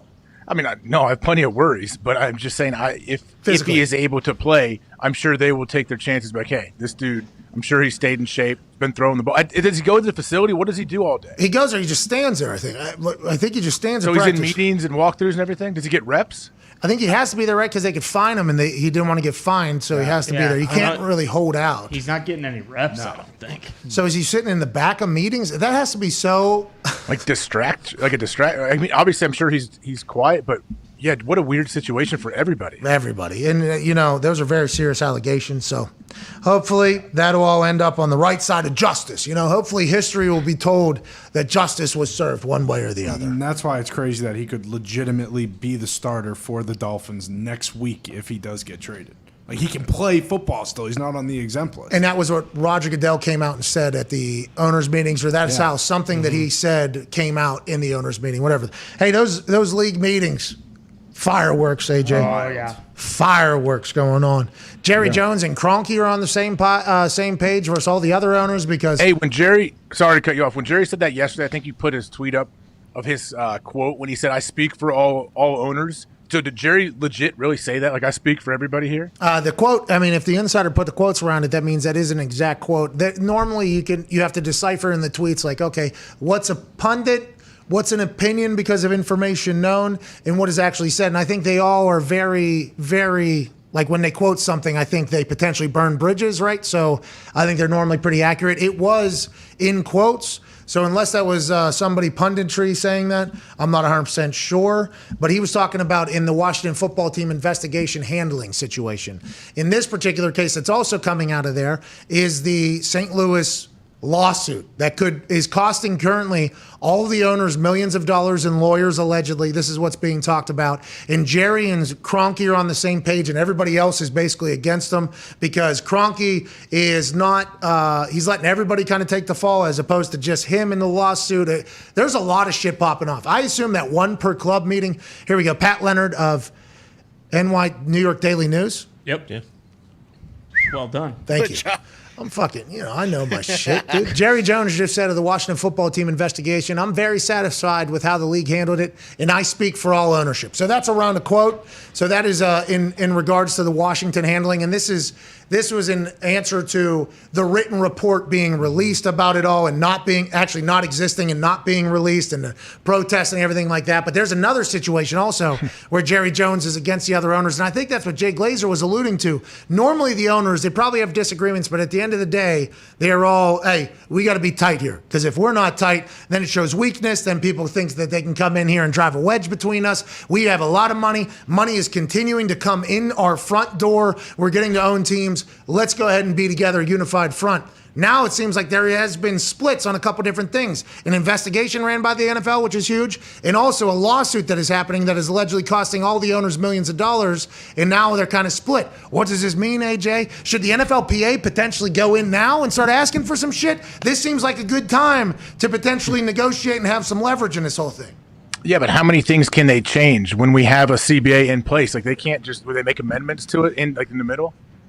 I have no idea. It'd be interesting, but it seems like their backs are against the ropes. Like, why would the owners ever agree to that? I'm sure legally they don't have to agree to that. Yeah, they wouldn't have to say. What I'm saying is this is not good for business for the NFL. So if it's not the NFLPA, it could potentially be anybody else. Hey, our partnership, we're guaranteed this. Now we're being associated with drama. Is there, like, there is.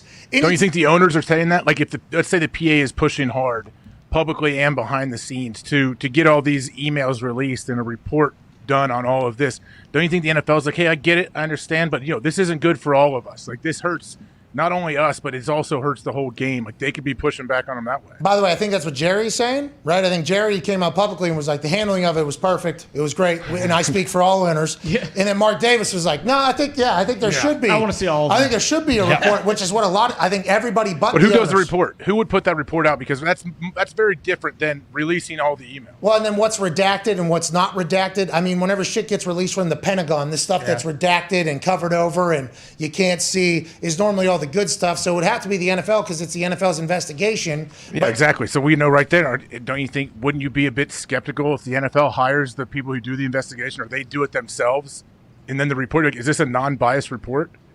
Yeah, and if they did put a report out, people would ask, okay, what's redacted? It would never get the full story, okay?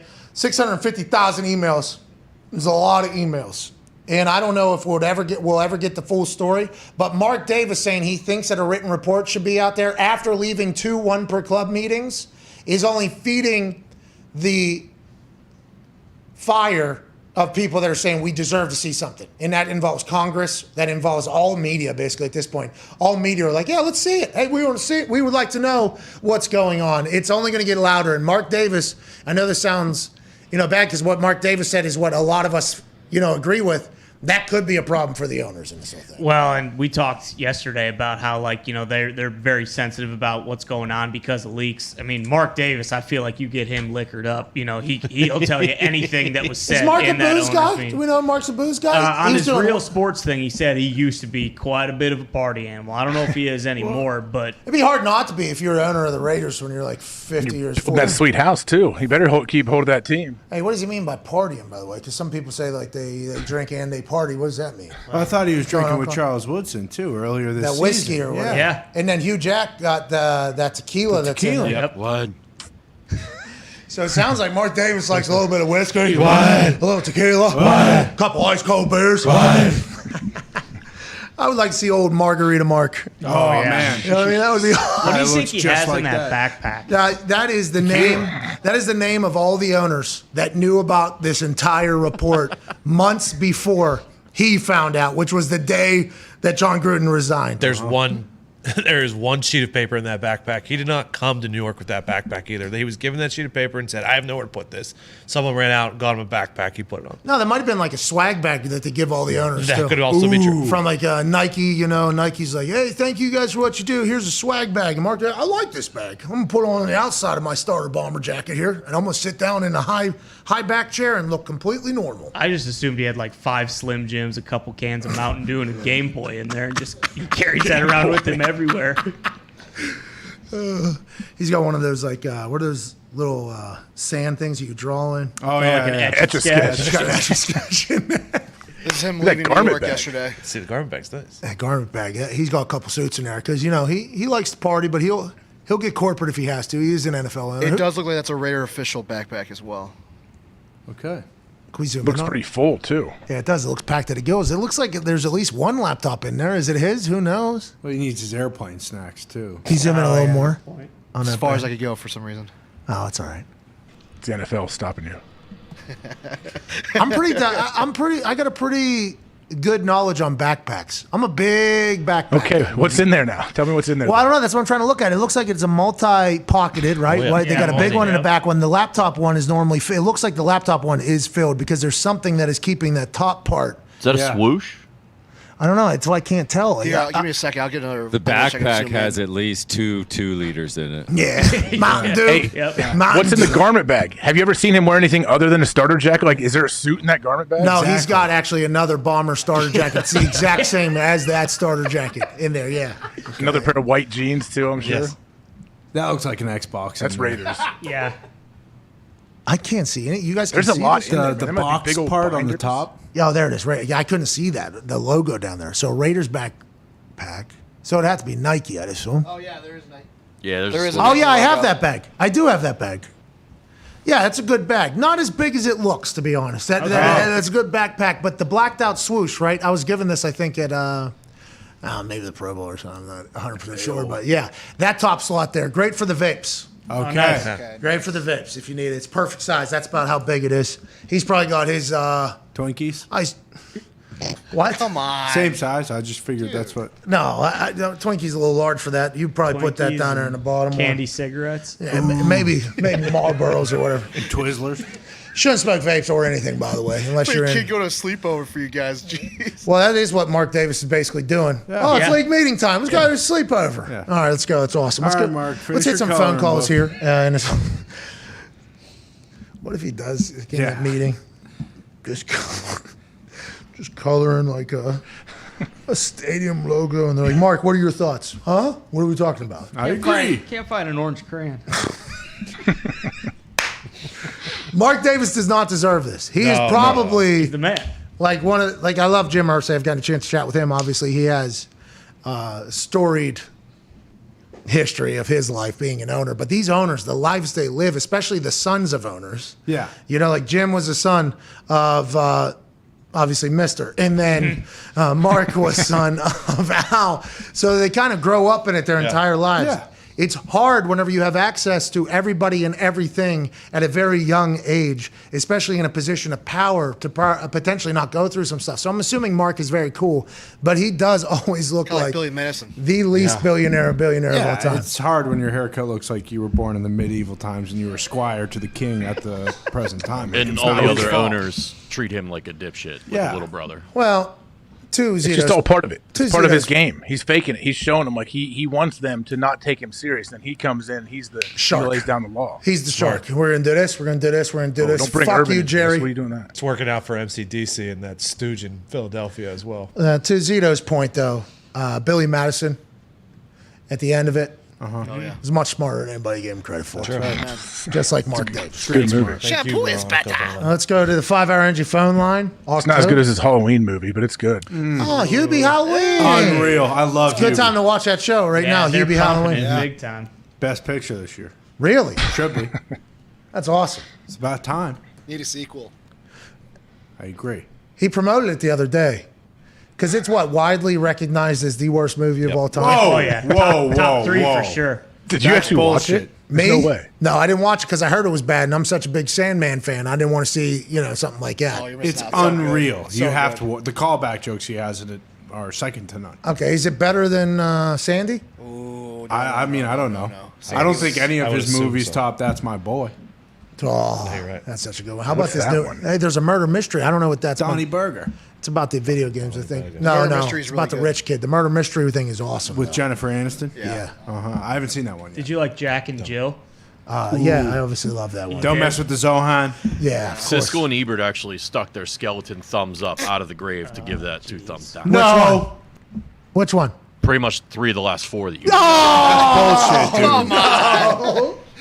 Rest in peace to Siskel and Ebert. By the way. Rest in peace, Siskel Massive Ebert. bummer. Let's go to the 5-hour energy phone. We literally just learned this. Yeah, I just learned of who they were and then learned that they were dead. So it was Well, such that's a little bit fast- rude what you're saying, but Well, I'm who's saying, the current Siskel and Ebert? AC Slater? Is he the guy IMDb. now? no, tomato meters. Yeah, Rotten Tomatoes. Tomato. Leonard Maltin, dude. What? Who's that? Leonard Maltin. He used to call it the thick almanac of like every movie since like 1912, and he rated every single one of them. Hey, Lenny, I ain't reading it.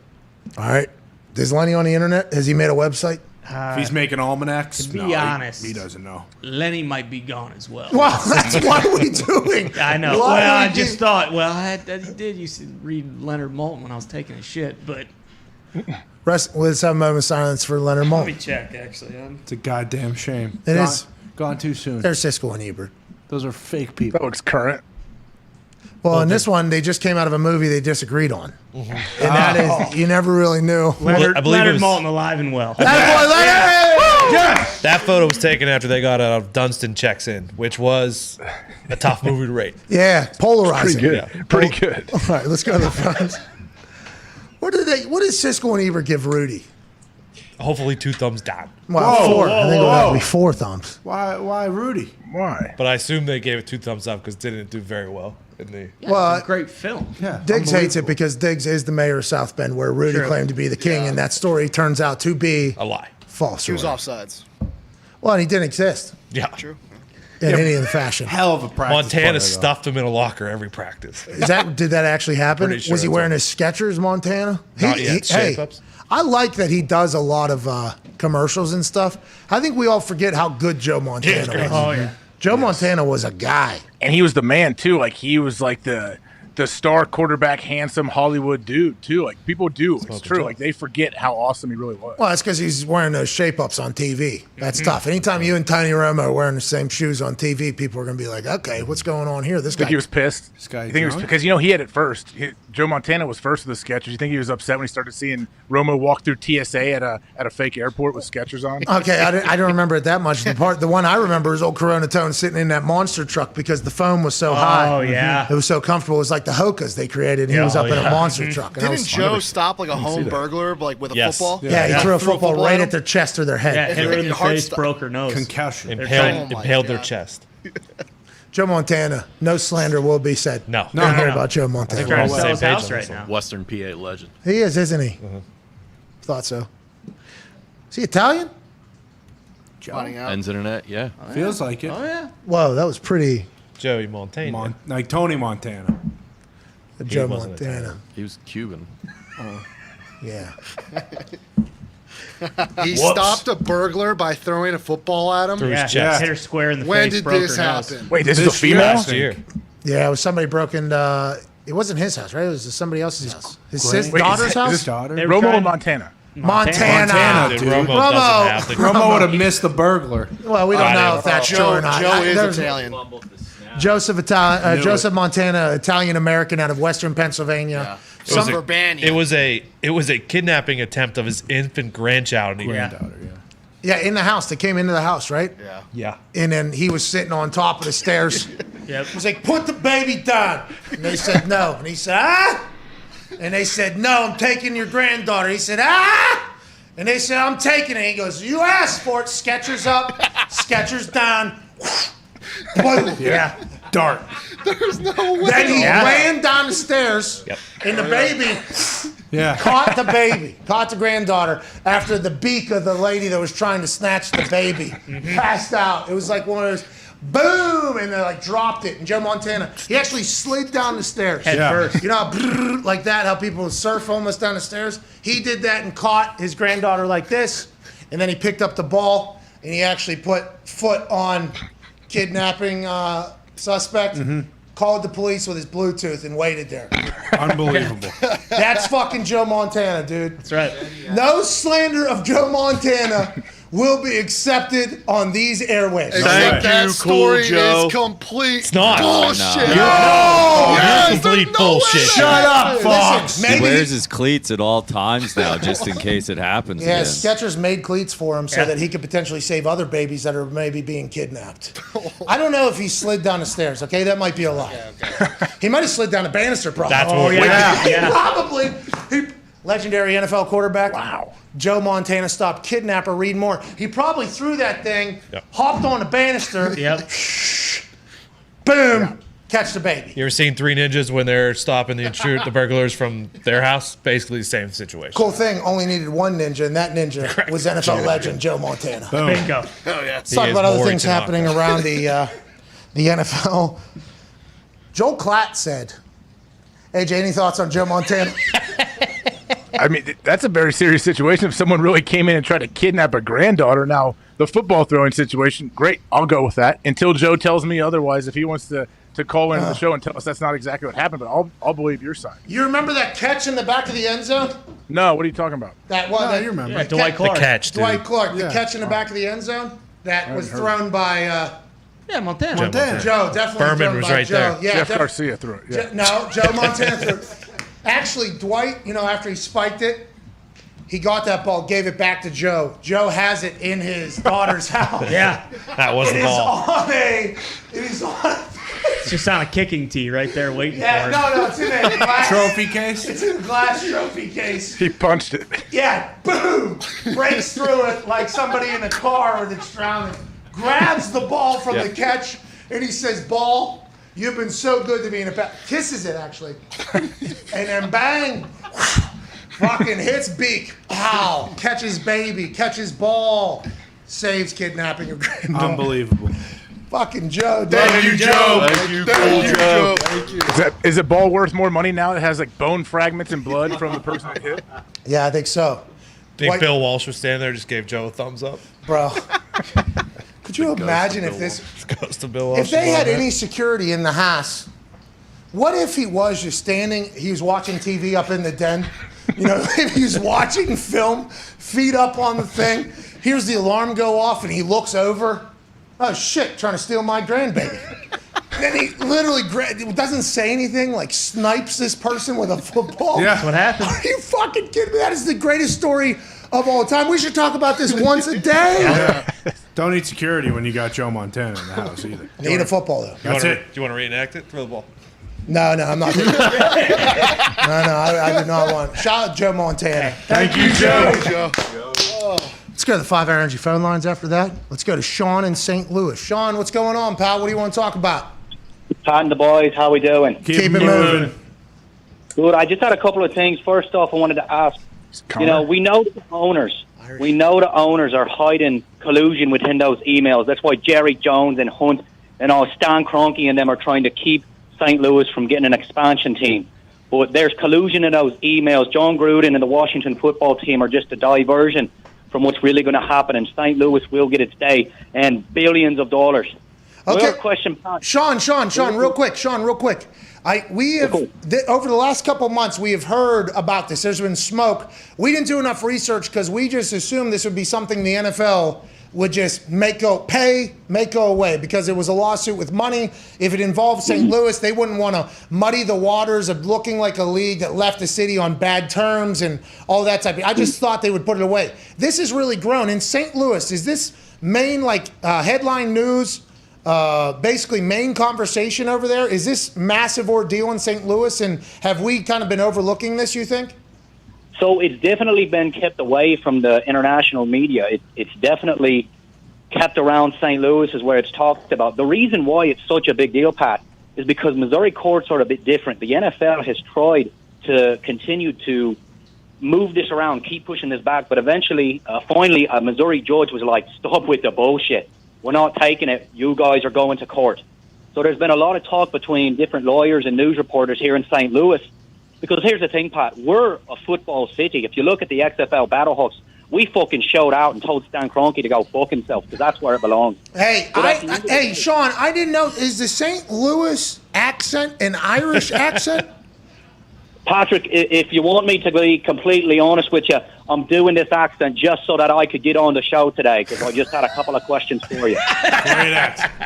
All right, awesome. Whatever you need to do, Sean, I appreciate you. The Irish community is so strong in St. Louis.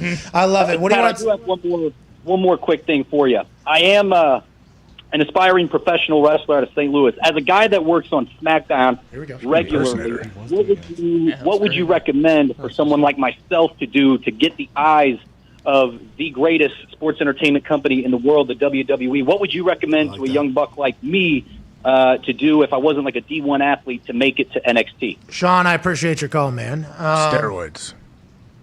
What the hell? Why would you say that? Just keep doing the Irish accent. That is not. To set himself apart to show, don't they say Vince likes big dudes? I'm not saying you have to juice, but just get big. And listen, Zito said when he was looking at you, when he called you earlier, and you were waiting, come on. Zito was in my ear. He said, AJ has this glow about him.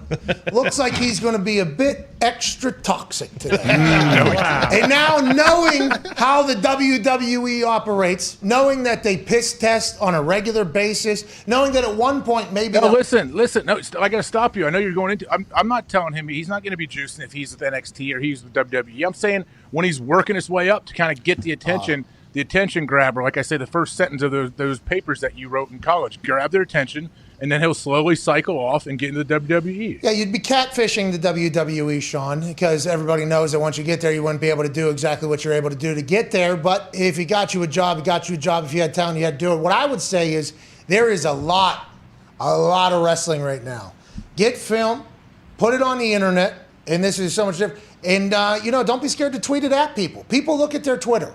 People look at their Twitter. I know it feels like, and people do have teams that run their social media and stuff. I have seen a lot of humans at a lot of different levels that whenever they do something or something happens, the first thing they're looking at is their Twitter. So if I were you, that's what I would do, and I'd be very persistent. And it sounds like you're great at speaking. You were able to drop in and out of an Irish accent right there from St. Louis. You broke down the entire situation. I think you're well on your way. Be diligent, be persistent, and find a way to find some film and get it on the internet. Like anything else, don't you think? Just do it. Go get reps, like anything. Yeah, you could just buy a wrestling ring, too, off the internet. True. That help. And then just kind of train by yourself for years and years and years. And then kick in the NFL. But if that's not likely, I think you just got to be adamant about the whole thing. It is crazy. There's a lot of wrestling right now. Ring of Honor, actually, one of the wrestling Promotion? Yeah, promotion's the right word. One of the promotions, Ring of Honor, it's been around a long time. They're taking like the first quarter off of next year to figure out what they're going to do with their lives. Really? Huh. Yeah, it's interesting. Well, sabbatical. Yeah, there's so much wrestling right now. There's Impact, there's Ring of Honor, there's obviously AEW, there's WWE, there's New Japan, there's GCW, which is, they have these insane matches.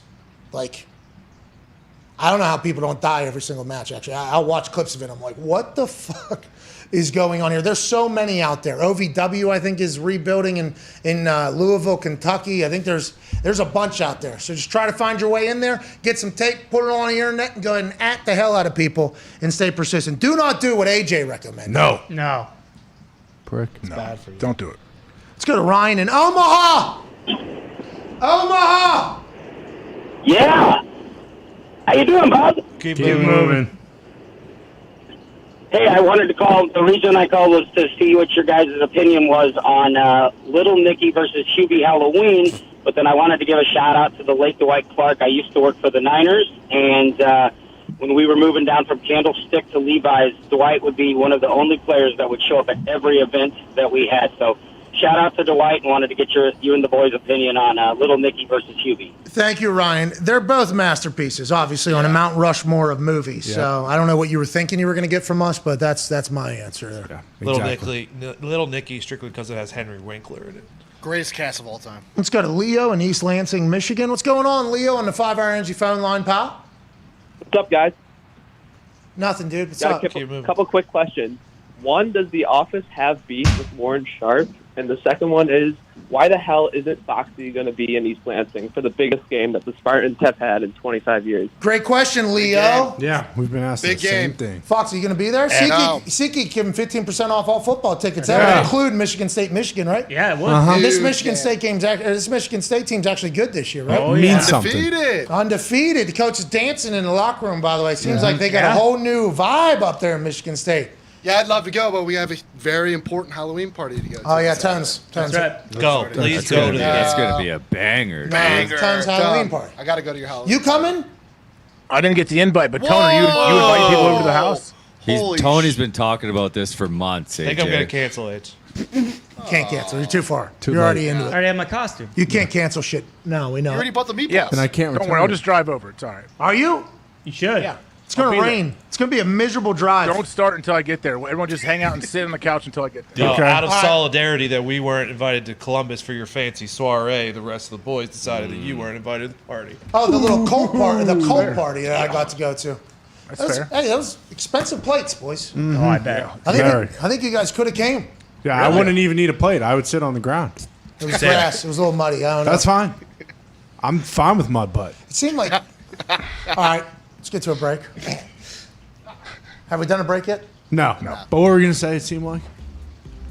Well, it seemed like nobody sat down at their tables at his thing anyways. There's a lot of very empty tables. A lot of moving and shaking. Like a wedding. Or there's people in every seat, but yeah, they stand up after they eat. Yeah, they eat for 4 to 5 minutes maybe, and then it's all, hey, we're up and at 'em. Tough to sit there when General Bob's dancing on each one of them. Well, he was dressed like Tarzan there. I mean, he was in tights and skivvies, and he was yoked and ripped, and he had boots on, and he cut like 6 to 7 promos through the night. Hell yeah. If you need a cult event to go, General Bob Carpenter is who you call. Hell yeah. He would not let anybody not have a good time, which I appreciate and I respect, AJ. But with that being said, you're definitely invited to Tone's Halloween party. Bring General Bob. Yeah. Oh, yeah. Maybe I will. Maybe Bob will just show. Maybe Bob's watching. He'll just show up. Tone, send him your address. I think he did start running here already, if my Bob Carpenter tracker is correct. The In his Bob, leopard leotard. the Bob Carpenter tracker. Mm-hmm. That would be amazing. Are you dressing up tomorrow for the show?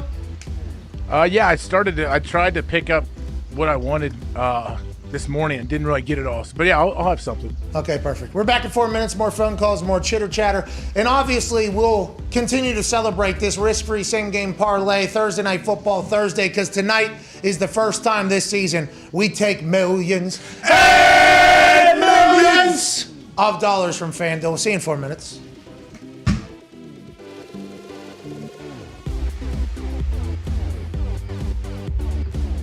List. Death game, you bet on the team that had the death. Scandal game, you bet on against the scandal. Interim coach game, you bet on the interim coach. Revenge game. But we're running into something we may have never seen before. Revenge game, you bet. Scandal shit bowl game. Scandal shit bowl, you still bet against the scandal. It's a suck session. And to be, in all fairness, that Florida game is also a bit of a scandal game because Coach Q, Quinville, now coaches for Florida. He was the coach of the Hawks at the time. He's coaching tonight. He's meeting with Gary Bettman, the league commissioner, tomorrow night, but he's coaching tonight. A lot of people are pissed off that he's coaching. He hasn't gotten any punishment or discipline yet. He may not. Who knows? That's up for Bettman to decide. But a lot of people are pissed he's coaching tonight. But, I'm going to take the chances there. See, that's different because that's a scandal plus rally for your coach game. Okay. Just wanted to get the clarification there. Coach. Did you hear everything that was being said whenever you were potentially... Just from you. Oh, so you did hear it. Yeah. Okay, so let's address it. Hold on. All right. You can be a hater. No. You can change. Carson. You can change. We can change. No, at the moment I was at, okay, Carson. With the Daily Show, the live Daily Show, we can potentially get referred to as prisoners of the moment. You probably did hear me say some things. That was at a much different time. Backtrack a little. No, it's cool. We're here face to face. You can change. People change, all right? By the way, you are much bigger than I thought you were. Oh, yeah. When Jalen gets drafted there, was that the beginning of it all? Was there a miscommunication? What happened between you and Doug? Because they were saying it was fractured beyond repair. Yeah. What happened there? Is all of that accurate? Is that all kind of getting blown out of proportion? Yeah. And where did it start? For one, I don't like to ever come out and say reporters aren't telling the truth because I don't. But Orlovsky does it. I'm not. I'm not going to dispute every report that's out there. The way the season went obviously wasn't ideal. When Jalen was drafted, that had no bearing on me. I trusted the organization. I signed that contract. I was devoted to them, and I felt like they were devoted to me. So I trusted the pick. That had no bearing on my confidence or my abilities. The season unfolded not how I would have liked it. Personally, I could have played better. We lost a lot of games at the end and just didn't fall into place the way we wanted. But there's a lot to learn from it, as a man, as a player, and all those things. And, I have still a lot of respect for Coach Peterson. And I think, without a doubt, those reports are very exaggerated. Like I said, I don't hear a lot of them. They come to my attention from my agents or different things. Yeah. But I have a lot of respect for him. And it was unfortunate for everybody and how the whole thing kind of just went down. There was a couple still shots that made its way around where you and Doug Peterson appeared to be giving each other a nasty look. I saw those. It's not true. Not true at all. Oh, you were not saying, I wish you died. With your eyes? I don't even think I was looking at him in those shots. So I did see that. I'm like, of course, they're going to play this one up. They're going They're gonna make a story out of anything. That's how it is. So, but yeah, that's not true at all. Okay, so I'm happy to hear you weren't giving Doug Peterson death looks. Like, you never thought, like, oh, football isn't for me. Like, there was never a thought where I don't like football anymore. Or I don't want to be in this bullshit league anymore with this business. There was never a thought like that. No, I mean, don't get me wrong. The way the season went, I mean, it was frustrating. And People so have those that's why I stepped away, and it almost rejuvenated me. You know, it's almost like last year pissed me off so much. I want to come back in a different way and do everything I can. I am thrilled to be here and to have this new start, new opportunity, and community seems amazing. Fan base seems amazing. Like we said, it seems like the perfect fit. Every day is game day for these guys. It's showtime on the Pat McAfee Show. Welcome back to that show. Hour 2 wrapping up here on SiriusXM Channel 82 Mad Dog Sports Radio and YouTube.com/The Pat McAfee Show. Some breaking news about tonight's game has just come out. Marquez Valdez-Scantling, who a lot of people thought potentially was going to play tonight, has officially been ruled out for tonight. So not only is Davante Adams out, and Alan Lazard out. Now MVS is also out of the receiving corps for the Green Bay Packers versus Arizona, giving him more time to recover from his hamstring injury per source. So no Davante Adams, Alan Lazard, nor MVS via Adam Schefter. AJ, I think we all still feel like in the risk-free same-game parlay, that's plus 1287, $10 to win $128. Risk-free, $10 opt-in. Let's go. Man. Aaron Jones, anytime touchdown score, that feels good. Aaron Jones over 40 yards rushing, that feels good. Kyler Murray over 225, that feels good. Nuke Hopkins over 40 receiving yards, that feels good. Zach Ertz touchdown, that feels good. Aaron Rodgers over 225. Does it matter who's out there, you think? Should we be thinking about this more? Because I thought MVS was going to play, to be honest. Obviously, yeah, it does matter. Having Davante, Lazard, MVS out, They're not a better team without those guys, especially Davante. If a team does want to match up and go man on you, like a lot of times, you just quarterbacks, if they find man, they'll pick a guy and they're going to go to him. And Davante, Aaron knows whenever he needs to, he can throw it to Davante, and most likely he's going to come down with it, even if he has a guy over top of him. So, yeah, it'll hurt, but I think 225, that should be fine. So Big Bob Tunyon, he's going to because Arizona's going to score, though, right? So they got to keep up, so Aaron's going to continue to throw the ball. If they give Aaron consistent time, I think the Packers will be all right. Big Bob Tunyon, Randall Cobb, Aaron Jones out of the backfield as well. Yep. Randall Cobb could have a massive night. He could. A comfort, a blanket almost. Somebody's going to step up, too. Yeah. Somebody that hasn't done a whole lot is going to step up tonight, too. Equanimous St. Brown's going to have a big game tonight. That's kind of he had the Rodgers is, people say that he likes him and he's starting to trust him a little bit more. He had that touchdown in Chicago that got wiped off that was an offensive pass interference. But a guy like him, he's going to have a big game tonight. And on the flip side, the Arizona Cardinals, they obviously are out J.J. Watt. They get Chandler Jones back. They're hearing about all the players that are out as well. Does that change how you would have to game plan? Because I assume a lot of focus would be on Davante Adams. Now knowing that he's out, does that change anything for them at all in this short week? I think it definitely changes a little bit, at least on the back end, how the secondary is going to play certain things. I know Vance Joseph, the D coordinator for the Cardinals, has said, yeah, sometimes they can make a team more balanced if they don't have a stud like Davante in there, and you kind of got to play them honest, and they're going to spread the ball out and go to whoever's open instead of just jamming it into their best guy. So yeah, it'd be interesting to see. I still feel like if Arizona cannot get consistent pressure, Aaron still picks people apart. Man, I am pumped for tonight's game. So am I. Going to be awesome. Literally just thinking of that with the defense understanding, okay, now there'll be more balance. We're going to see some plays made by people that we haven't seen. And Kyler Murray, the way he's been playing, he's a lightning rod. They have everything to lose, too. Sorry to cut you, but, the Cardinals have everything to lose in this game, really. And I understand it's not the end of the season. No matter what happens in this game, both these teams should be there with a chance in the postseason. But the Packers have, they don't. I feel like when all of this happens, all right, here we go, guys. Let's go sling this thing around and see what happens. I agree. I can't wait to chat more about it in the next hour with Ike Taylor, who will be joining us. Quickly, before this hour wraps up here on SiriusXM Channel 82 Mad Dog Sports Radio, I actually just listened to a clip from Mad Dog Sports Radio via Nick Moraldo, and Mad Dog was talking about this St. Louis situation, and to be honest, I do not know much about it because just like I told Sean, the Irish accent having St. Louis, Missouri native executive who then didn't have an Irish accent, that I haven't been paying attention to this at all because I just assumed this was going to be something that was just going to, even if it was $1 billion, whatever it was going to be, I just assumed the NFL would just handle this and keep it going away. I guess the entire story is much deeper. And Mad Dog broke it down on his show. Nick heard it. So allegedly, Kroenke had a deal with St. Louis to build a new stadium. St. Louis said that taxpayers will help pay for this stadium. So it was going to be something that happened. Then something took place where the Raiders and Chargers were supposed to be in one city. Then the Raiders moved to Las Vegas. In doing so, Kroenke said, I'll pay for the stadium in Los Angeles. Let me get out of here. So he backed out on a deal allegedly that was already made with the people of St. Louis, the business of St. Louis, went to LA and bounced. They think that's potentially what's in the emails that are in the 650,000. Maybe Bruce Allen had privy to that. So they think that is potentially a part of it. I don't know if that is a matter of fact, opinion, or inside source, but that is what Mad Dog said about the entire St. Louis situation. And I believe the owners are now mad because Kroenke said he would foot the bill for the lawyers, but now he's maybe backing off on footing the bill for the lawyers for all this. So it's millions and millions of dollars worth of lawyer fees, I'm sure. This is insanity. Hopefully we'll continue to learn more. It's a wild time in the NFL. It's a wild time in life. We're back in 6 minutes. Cheers. Smarter than you, I'm better than you. Mm-hmm. No.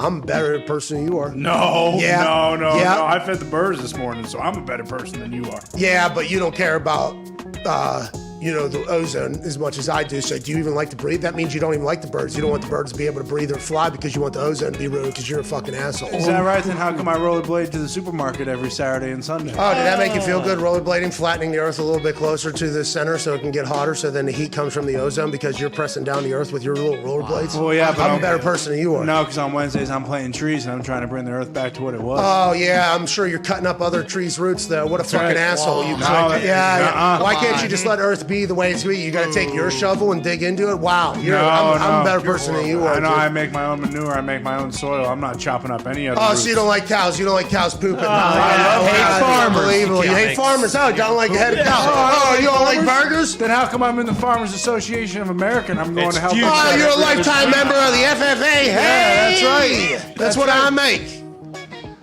I'm a better person than you are. No, you're not. I'm a better person than you are. That's politics, baby. That's what we just did right there. Let's get to the phones. Once again, I think we batted 1,000. Boom. In politics with what we just did right there. How about that? I do believe after that argument, though, people would say I was a better person than fucking you are, dude. No, because everyone I just read on Twitter was like, oh my God, this guy rollerblades. I need to start doing that too. No, that's because you mute all the other people that are actually on my side. They're telling you you're not the right person. No, I refuse to mute anybody because I love everybody. Oh, you're like freedom of speech. How come then you're not going to listen to everybody? Wow. I do love freedom of speech. That's why I'm not muting anybody. I'm better than you are. No, I'm better than you are. Everybody's saying it. No. Yeah, everybody's saying I'm a better person than you are. I heard it. We just did, by the way, still batting 1,000 on politics. I feel so good about it. We even got into the reaction to the punditry. Yes. We're batting a fucking 1,000 out there. Every side. The people say we're not well-rounded. We don't have depth. Did you hear what we just fucking did? Come on. Wow. Let's go to the phones, man. Ladies and gentlemen, the head coach of the Pittsburgh Steelers, Coach Mike Tomlin. Oh, man, Pat, it's an honor to be on with you, man. Thanks for having me. You're a legend. Thank you for putting me through my workout and having the scouts actually come watch me kick at West Virginia. I don't think I've ever fully thanked you for that moment, Coach. No, man. I've drank the McAfee Kool-Aid for a long time. Let's get right into it. The locker room culture changed completely when I was in the league, from when I was a rookie to when I was done, and I retired after the 2016 season. Now it's even more different, I would assume, from when you came into Pittsburgh and everything like that. The dancing on the logo, the TikTok, everything like that you guys have had to experience. What is your messaging in there? How do you adapt and let players be themselves without, doing too much? Because that is a fine balance that you've been able to do, I think, in an incredible job with throughout your entire time in Pittsburgh. I think for me, more than anything, I try to stay connected.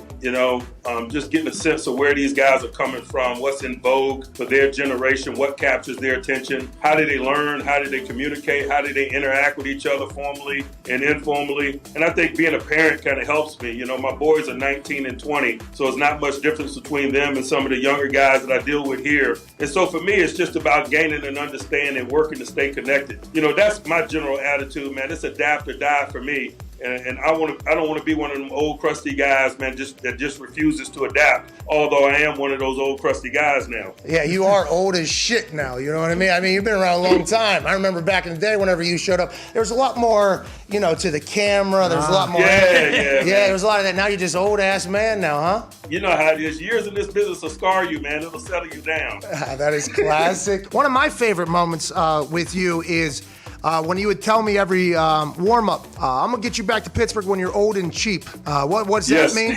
What did that mean? And should that have been taken as a smack in the mouth, like whenever you said that to me? No, man, it was a tip of the cap, man. There's certain guys around this league that I'm really interested in, but I know I cannot afford.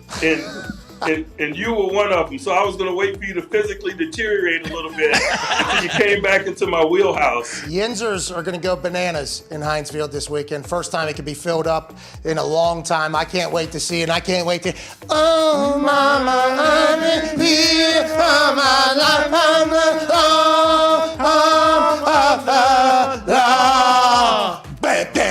Is that your alarm clock? Yeah, just say yes, by the way. Yeah. It's my ringtone. It's my alarm clock. We appreciate you, Coach T. Last question before we let you go. Why'd you let Troy Polamalu do what he fucking did to me? Why'd you let? I know you've heard of this. Why? Well, that's a short side of the field. That's bad football. You guys coaching unsound football over there in Pittsburgh? How did that happen? We know you and love you as a man. But on Sundays in the fall, man, you're the nameless gray faces that we. All right, ladies and gentlemen, head coach of the Pittsburgh Steelers, never had a losing season, absolute legend, two-time Super Bowl champion, Mike Tomlin. Yeah! Thank you, Coach. All right, so all in favor, aye? Aye. Opposed? Fucking send it, dude. Here we go. Same game parlay has been created by the console. Plus 1,287. This one's a big one. And also, what's here's is happening. A home run.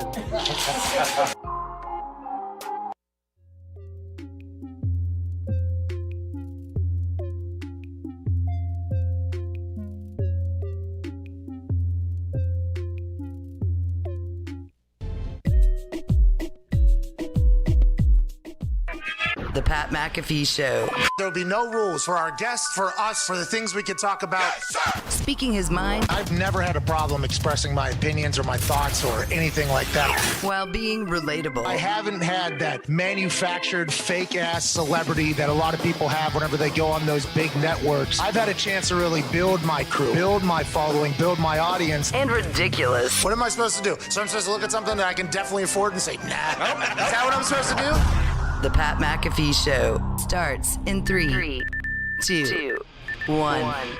Welcome back to that show. Hour 3 on this glorious, risk-free, same-game parlay Thursday night football. Thursday will begin right now. Yeah. Had to wait for avec the beat to drop. That's French. Oui. Oui. Ça va? Ça va bien. Et toi? Comme ci, comme ça. Oui. Oui. Ouais. It's raining like a motherfucker over here. It's almost bringing the roof down, AJ. How are you doing over there in Ohio? How do you feel as the college football national champion, Super Bowl champion, Ryder Cup champion? How do you feel as the father of 15 on this glorious risk-free same-game parlay, AJ Hawk? I feel pretty good. I could hear the rain banging off your the roof earlier. I don't know if I can hear it now as much, but I hope it doesn't happen here. We have trick or treat tonight, so I assume it's trick or treat there too, right? Sunday. Is it Sunday? For me, it is. I'm not sure. The neighborhood that Tone is in, which is having a Halloween party on Saturday night. Hell yeah. Hey, Tone. Best meatballs in town. AJ, you coming? You coming? You could keep the kids, have them stay overnight and do trick or treat in Tone's neighborhood. They do king size candy bar. Hey, king size candy in Tone's neighborhood. AJ, come out and experience 2 trick or treats, man. Coach is making pepperoni rolls. No, is he really? No, he won't be. Fuck. Wait, what? He's coming up for Thanksgiving instead. Oh, okay. Coach, we can't wait to see you. Connor's disappointment there was reflected by the rest of us. Yeah. We just not vocalize it like he did. Trick or treat tonight. Do you dress up with the kids? Like, do you and the wife dress up as in costume for the kids dressing up in costume walking around the houses? I have in the past when they were younger, but now not really anymore. We don't have to. They don't really need me or want me to dress up. Oh, so the parents would go like, "What are you dressed up as, AJ Hawk?" And you're like, yeah, that's. I put his skin on or whatever. Like what? So you in where you live, there's only 3 houses. So you got to go to another neighborhood. You got to go. We just go to the neighborhood right there across the street. Yeah, it's a great neighborhood for trick or treat. House is close. They give nice big candy. It's plenty. It's all we need. Nobody comes to your house, huh? Because it's like a 7-mile walk back into the woods. Yeah. I mean, I don't know. We put a bucket out but where we live, I doubt we get many people. We're never there. We have young kids, so we're not there handing candy out. When you walk over to the other neighborhood, they're like, "Oh, cake eaters here." Yeah. Yeah. Mm-hmm. Yeah. That's what. By the way, the judgment of the neighborhoods on where you go trick or treat at, that is a real thing. We always used to try to hop in a car and steal a little, from the old rich people real quick. Oh yeah. Let's go try to get 4 pieces of Reese's, not 2. That's of right. course. You know what I mean? Let's go and try to get the double thick Kit Kat as opposed to this tiny little thing. What is this? 1 bite. Those are the big decisions that you have to make, AJ, as a parent. How's Axel going? I'm sure he handles it very well. He does all right. Surprisingly, he doesn't. What was this last year? Are you Aid? No, I'm the guy from I never saw the movie, but what's my name? You certainly don't look like him. You look like someone else. You look like a name that is not even allowed to be really mentioned from afar. Yeah. And I think it's because of how wide your face is. The mustache looks a little thinner. I don't know. What's my guy's name from that movie? Adolf Hitler that's who. Oh. No, that was a full set of costume we bought at a store. Ernie Adams. Gomez Adams. Gomez Adams. Ernie Adams. Come on, Tony. Gomez Adams. Okay, so that's the Adams family, obviously, right? And you guys do this all the time? Is it a full family costume situation? No, I guess last year we did. This year we don't have like a theme, no. Oh, well, you guys can do Marvel, the Avengers. Yeah, we've all seen all those. Come on. You just said you hadn't seen this. Doesn't matter. I know. I'm joking. My kids, I don't think they know what Marvel is. Who you being there? That's awesome. These Hawks are going to be something How to about be actual feared Hawks? in this actual life. So what are the kids dressing up as? Anything cool? Is it surprises? Do they surprise each other? Like, for instance, we all kind of know what we're dressing up as, except for Connor. We don't know what Connor's dressing up as, so there is that surprise moment of like, okay, here's the guy that's been banging the drum of Halloween on the shows costume because this is the reason why he's been banging the drum for it. That is a good moment. I'm excited to see what you are tomorrow. Yeah, well, I mean, you can only do this once a year. We might as well take advantage, and you don't want to be, next Friday thinking, man, what if we dressed up for Halloween? That would have been fun. There's a lot of people guessing on the internet what you're going to be. Yeah, I've seen a few different ones. A lot of people saying a lot of stuff on the internet these days, but I do know that there were 1 or 2 correct guesses on what I'm being. Hey, what are some of the wrong guesses, Connor, that people are throwing out there? Yeah, that's a good piece of information to have. I'll eliminate one that I think is a good idea. Joe Dirt, I saw, was a pretty good guess. That's too easy, though. Too easy. Yeah. But there are a few out there that, people Well, I don't want hit to the say nail. it then because I don't want to put a spotlight on what I think it probably is after seeing somebody tweet it to you because I don't want to ruin the surprise for everybody or for me. Yeah, well, I mean, hey, we're less than 24 hours away now, so you might as well just so wait it you out. do feel as if I probably do know what it's going to be at this point. Well, I think you can probably eliminate a lot and narrow it down to a few and then, base it off of that. I think everybody will be able to guess it if they really put some thought into it. It's a classic game of Guess Who. I can't wait for tomorrow. I'm going to enjoy it. Hopefully we'll be able to dance on FanDuel's Graven bank account after raking in millions of dollars in tonight's Packers-Cardinals game, which is massive right now. Cardinals still -6.5. Has that changed at all now that MVS is definitely out, or has it remained the same? It didn't earlier. Let me make sure, too. Over under 50.5. That seems to be a good amount of points. Anytime you crack into 50, people think it's going to be a high-scoring affair. Still 6.5. It's totals at 51, but I think it opened at 53 and it came down a little bit because of the Devontae news. But J.J. Watt likely out for a season with shoulder injury. Mark Ingram traded back to the Saints for a late-round pick swap. He's happy. Everybody's happy. Alvin Kamara's happy. I think the only person pissed is Brandon Cooks, who's probably trying to get happy and get traded out of there, which might happen, Jay Glazer told us earlier. Now, there's a report coming out, which we haven't chatted about yet, the Seth Wickersham book, Better to Be Feared, about the Patriots dynasty, in which he talked to numerous anonymous sources and had some very scandalous stories inside of them. Things that were being leaked the week that Tom Brady was flying back to play against the New England Patriots for the first time. A lot of dissension and incredible conversations, including allegedly Robert Kraft saying, I wish I could stay here in Los Angeles or Vegas or wherever he was, but instead I got to go be with the biggest asshole of my life in Cleveland and Bill Belichick. And then allegedly Bill said some things to Tom and Tom said some things to Bill. And then allegedly numerous anonymous sources that were in the meetings heard this. And then everybody came out and said, all these stories are bullshit, basically. Maybe they're kind of true, but the game of telephone is a real thing. As these stories get further removed from the actual happening, maybe some things get sensationalized, whatever the case is. So now, with every story that comes out of that book, we must say, oh, is this bullshit or is this not bullshit? There was one particular story that the Patriots fans seem to have already deemed 100% true and are excited about it coming out in the book. Bill Belichick would give underpaid Patriots coaches wads of cash, calling them green balls. Hey, the ball is the program. That's right. Ball security is job security. Yes. Green ball security is from your job in which you probably have a little bit of job security. Boom. Boom. That would sometimes be worth up to thousands of dollars. He'd also write personal checks to staffers who had overperformed, sometimes up to 6 figures worth of money as a player performance style bonus that the NFL and NFLPA agreed to give players that outperform their contracts in the offseason as a one lump sum bonus, which can also go into 6 figures. Bill Belichick allegedly did the same for his staff. I love hearing this. This is unbelievable. I appreciate people that give people bonuses and money and thank yous basically for their hard work, knowing that what they're doing is very hard work and not fun. If this is true, it's awesome. But with this book, I don't know if we know if anything is actually true in this thing, AJ. I mean, I think that's kind of how you have to look at anything that you read or see now, right? Do you instantly believe anything that you see or read right away? Well, Boston Connor did, and let's why is this story 100% true? Connor and all the other ones are a bunch of I believe bullshit. this one. Me too, by the way. Me too. But I'm just saying it's interesting the stories that. But from Connor's perspective and Patriots fans, like, nah, that's not true. That's not true. That's not true. This one definitely true, though. It is a good one. I'm happy to hear it. I hope the book has more of these types of stories as opposed to the scandalous ones, kind of tearing everybody apart. That would be cool. But this is one I think that almost everybody's like, yeah, this is true. This is awesome. And maybe Bill Belichick should be painted in a different light. Well, and Shanahan came out and refuted the report that we talked about yesterday from Wickersham that they allegedly attempted to trade a number 2 pick for Jimmy G. And who knows if Shanahan is also lying in that, of course. But you got to remember, Bill Belichick, also the GM. He can do this stuff. He can hand out these wads of cash, and also his 2 sons are on the staff. You're telling me he doesn't get his sons any Christmas presents?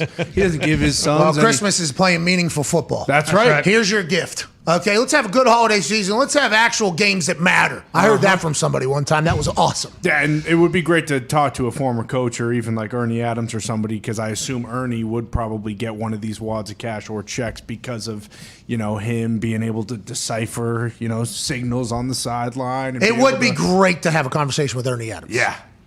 The football mind, too. I mean, I couldn't imagine the... Yeah, I mean, we're going to have to talk about a lot of things that potentially happened. Obviously, there are some stories that you have to ask. The mastermind allegedly in the sky for Bill Belichick over all those years. But just listening to the whys and hows for why they do what they do would be very fascinating, I think. But I don't know if Ernie's a talker, right? Is Ernie a big-time talker? No, he did the media one time, and that was because it was his last day in New England. And he also did a bunch, like, before the game. He would go out, stand on the sidelines, basically just watch the opposing team warm up and tell Bill, like, yeah, so the quarterback sucks at throwing it left. He sucks at throwing, or he looks off this day. Maybe that's where the foot injury, right, for Julio Jones. Yes. In the Super Bowl, they said it appeared as if Julio had a right foot injury, but no, it wasn't being documented because when he would cut to his left, it was much different in explosion than when he would cut to his right or something like that. Yeah. Does everybody have one of those, AJ? Because I heard Chuck talk about, there's a game management or somebody in the sky that has direct access to the head coach, whether he's on the offensive side of the headset or the defensive side of the headset. There was one person that could kind of talk. Ernie, I feel like at this point, has to be the most successful and the most legendary. Oh, 100%. I mean, he is like a mythical figure now, I feel like, with what he is able to do and decipher. I think every team thinks they have a guy like Ernie that can go watch warm-ups of the other team and try to pick up on little things. Now, I don't know how effective they may be. The majority of coaches that go out there early and watch warm-ups It's a networking gig. Hey, what's up, buddy? Hey, how you doing? Good to see you. Good to see you. Okay, make sure you hire me when I get fired. Thank you. All right, good. Have a good game.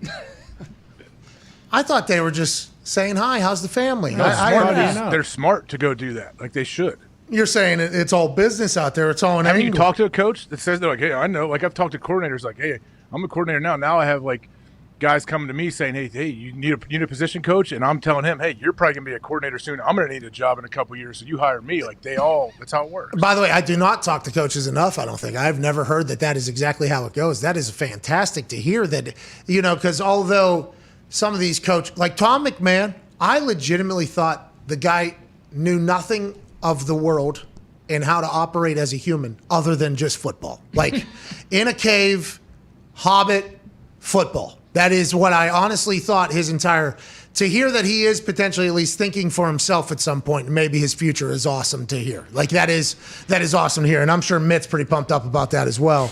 That your dad wasn't just sleeping on the couch in the office all day, every day during football season. He was actually trying to think of the future. That's good news. The thought that the NFL's league meetings, though, this conversation is going to slow down, I think is a vast understatement. We've chatted a little bit more during the break about the St. Louis situation over there.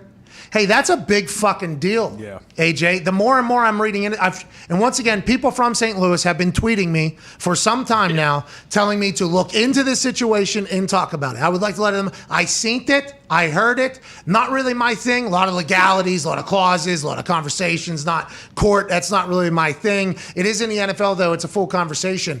The world would look much different now if it wasn't for allegedly what happened with Kroenke doing a deal with St. Louis, then backing out of the deal with St. Louis, going to Los Angeles. St. Louis has no team. The Raiders are now in Vegas, and when they were originally potentially supposed to be in California. That's a fascinating storyline that could be in those emails as well, plus the sexual harassment and abuse that is allegedly supposed to be in there. These team meetings, I think this is just the start of a conversation, AJ. This is... I don't know how the NFL deals with it. Maybe they just hope that games happen and another wave comes through. But this St. Louis thing, the more and more I learn about it, it seems like the less I feel like the NFL has the handle of the whole situation. Well, they do not. I don't think. Glazer kind of said it, and you said it too. Like, we don't ever hear this kind of stuff. Like if there's some big like scandal going on, and like those are far and few between, and we hear about them. But like Mark Davis, we make fun of him and are joking about it. But like I don't think he's going to let this go. It's like, hey, you did this whole thing, and I'm the only one that got fucking burned by this. You knew about it. You never told us. And I'm the one who has to just kind of pay for everyone else's sins. Like, that's bullshit. He's got a lot of spite potentially in that backpack. Yeah, absolutely. Mark Davis potentially got a little bit of spite, but there's a lot of public attention as well. Another big-time story of the week was Coach Tomlin potentially going to USC and leaving the Pittsburgh Steelers, in which he answered a question about that in such beautiful fashion.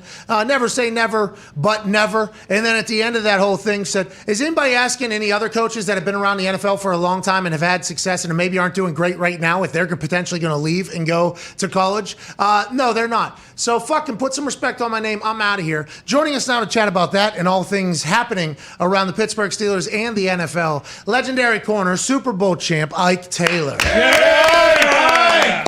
What up, dude? What's up, P-Mac? Hey, we've missed you around here, Ike.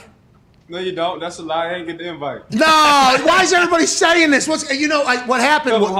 Hawk, tell him he lying. He lying, man. No. Hey, every day, man. Every day he's lying. No, that isn't true, AJ. You a Yinzer. You be treating me like that, man. No! Everybody knows. Everybody knows. Bad. Hey, I would like to let everybody know. Okay, Ike, everybody knows this.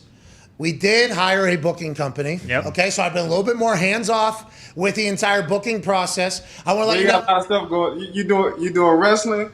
Yeah. You flying around in private jets. Yeah, business. Well, you living the life. You're doing golf in your backyard. I said, damn, P. Mac got a big ass backyard. Hey, Indiana land prices. There's a lot of land out here. Things are different everywhere. But whatever the case is, the booking might be coming back into our hands here. So I apologize for maybe what had happened, and it's great to have you back on here. And it's the perfect time to chit chat with you, especially with what happened with Mike Tomlin. Have you ever heard a better answer from a coach about a situation like that ever? And Mike Tomlin, after he walked off there, did he ask somebody? He say, "Hey, I just fucking killed that right? And does he just keep it moving? Is there any of that afterwards?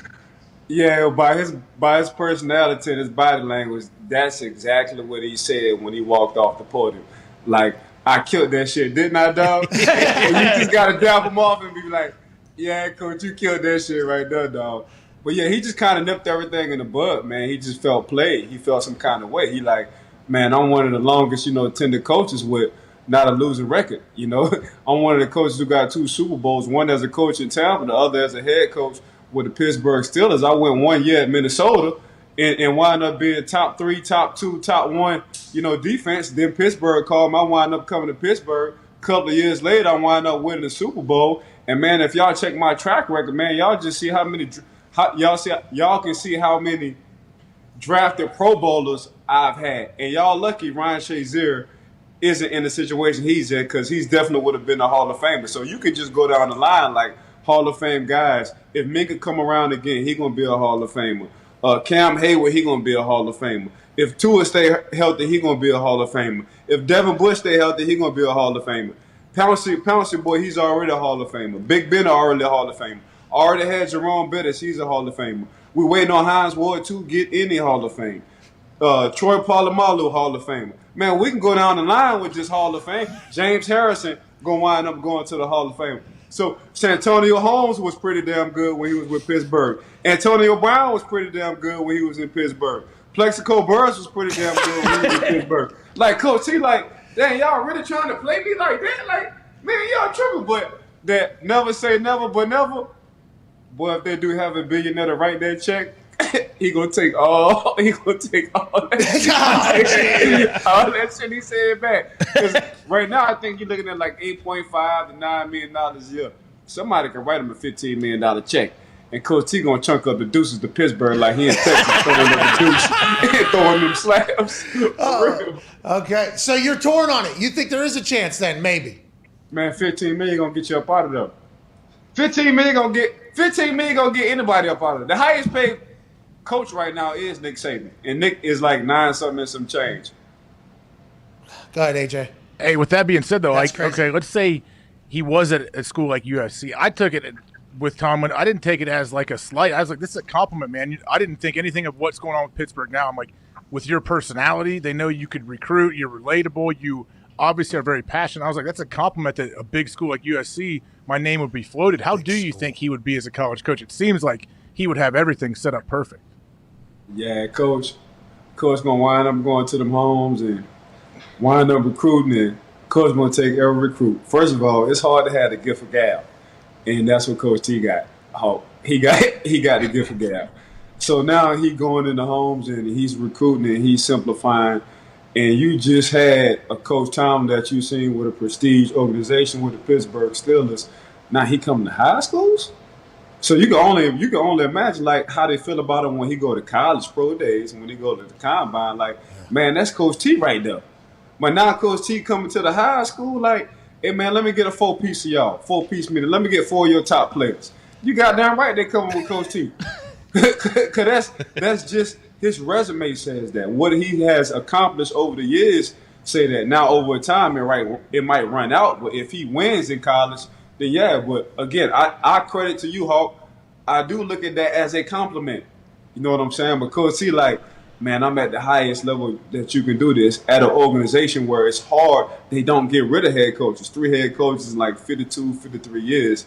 So that's hard. Like, I'm sitting comfortable. Like, my kids was raised in Pittsburgh. Like, Pittsburgh, I know it like the back of my hand, so it's hard for me to do. But boy, that blank check, Hawk, I'm telling that blank check. Okay. That blank check a mother, boy.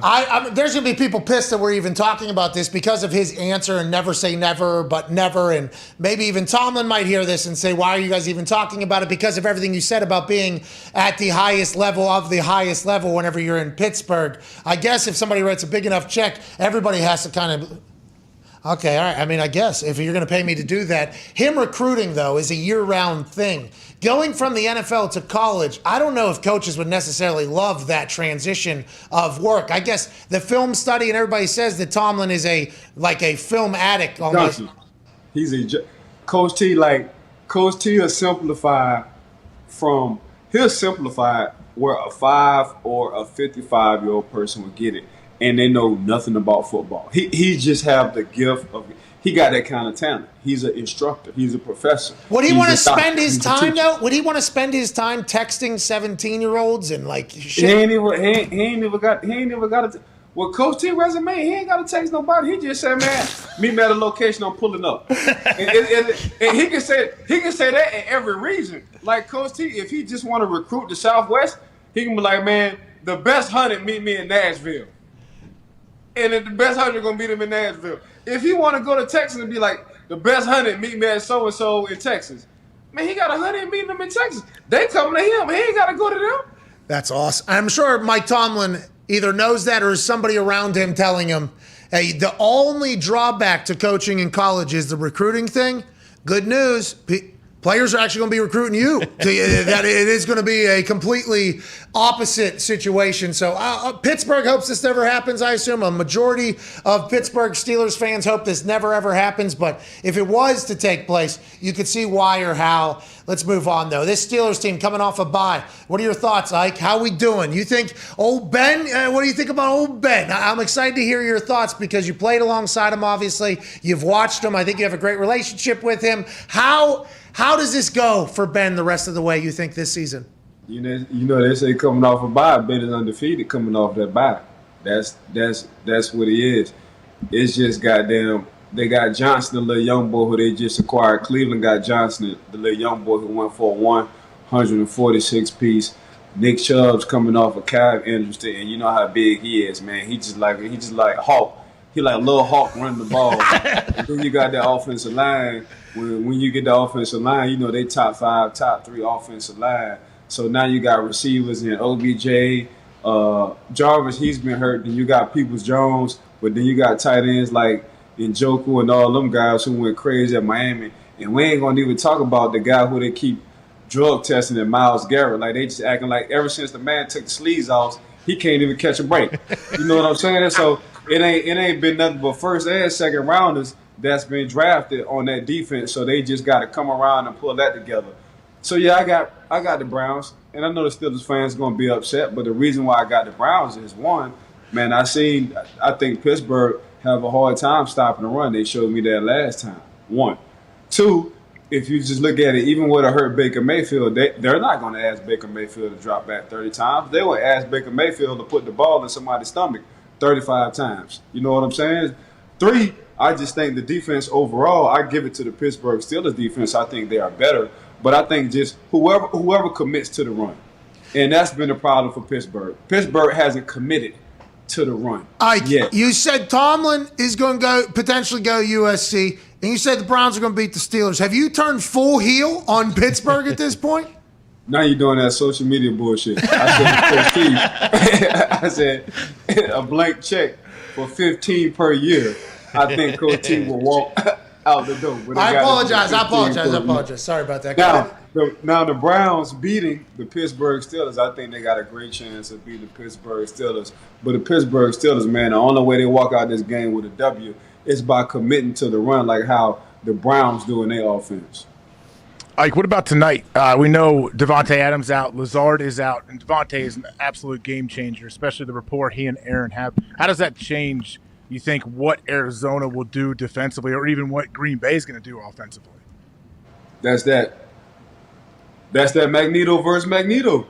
You know, if you're a comic book lover like I am, man, that's like, you know, between Aaron Rodgers and Devontae, man, them boys always on the same page. They ain't even got to see Hawk and animal. Got it. Yeah, all they got to do is look at the defense the same. You know, so if they see backside cover 3 and it's a run play, you know, Aaron Rodgers picking that thing up. If a cornerback is 9 yards off, he gonna throw it to Devontae right now. You know what I'm saying? If you put Devontae in the slot, he knows he's gonna find open holes in the slot. You know what I'm saying? He's gonna give it to him right now. Now, when he needs to play, he's gonna go deep. He's gonna throw a back shoulder fade, which is hard to cover. So them two always on the same page.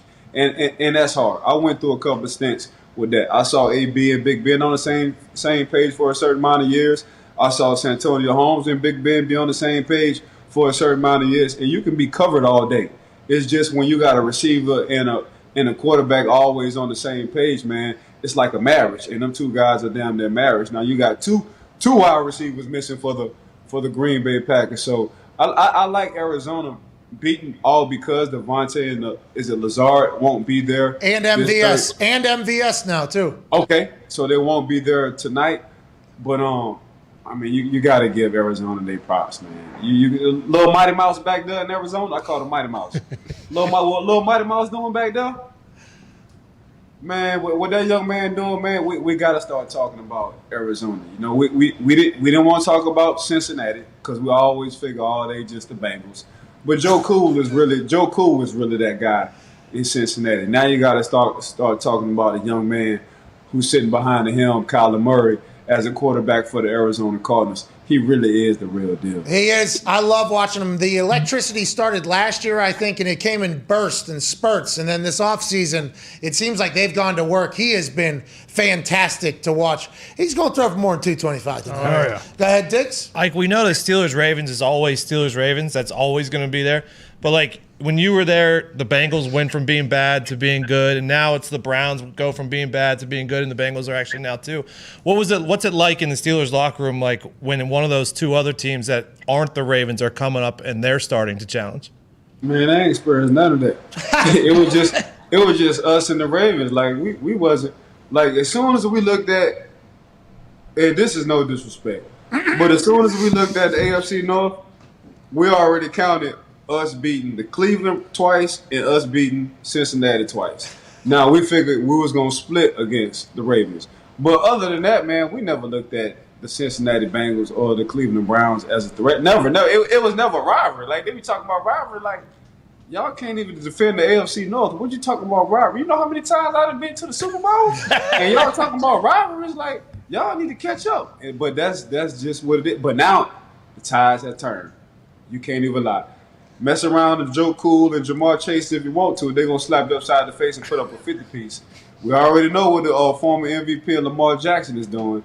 So now to keep up, Big Ben and Baker Mayfield got to keep up with the consistency of Lamar Jackson and Joe Burrow. But what I do like about Pittsburgh matches well against Lamar Jackson. For some reason, they always got his number on defense. Hey, it's hot in the kitchen. That's what the AFC North is. That's what Tomlin says. It's always hot in the kitchen here in the AFC North. Go ahead, Ty. Like, for a game like tonight when the top three guys maybe on the other team are out, like how does your preparation change if, like, the Packers are bringing a guy up off the practice squad to play tonight? Like, how does that change your preparation for the game at all? Aaron Rodgers, man. That dude, hey, believe me, I saw that dude live in person, man. Not only did I have a front row seat, I was on the field with him. And he lit our ass up.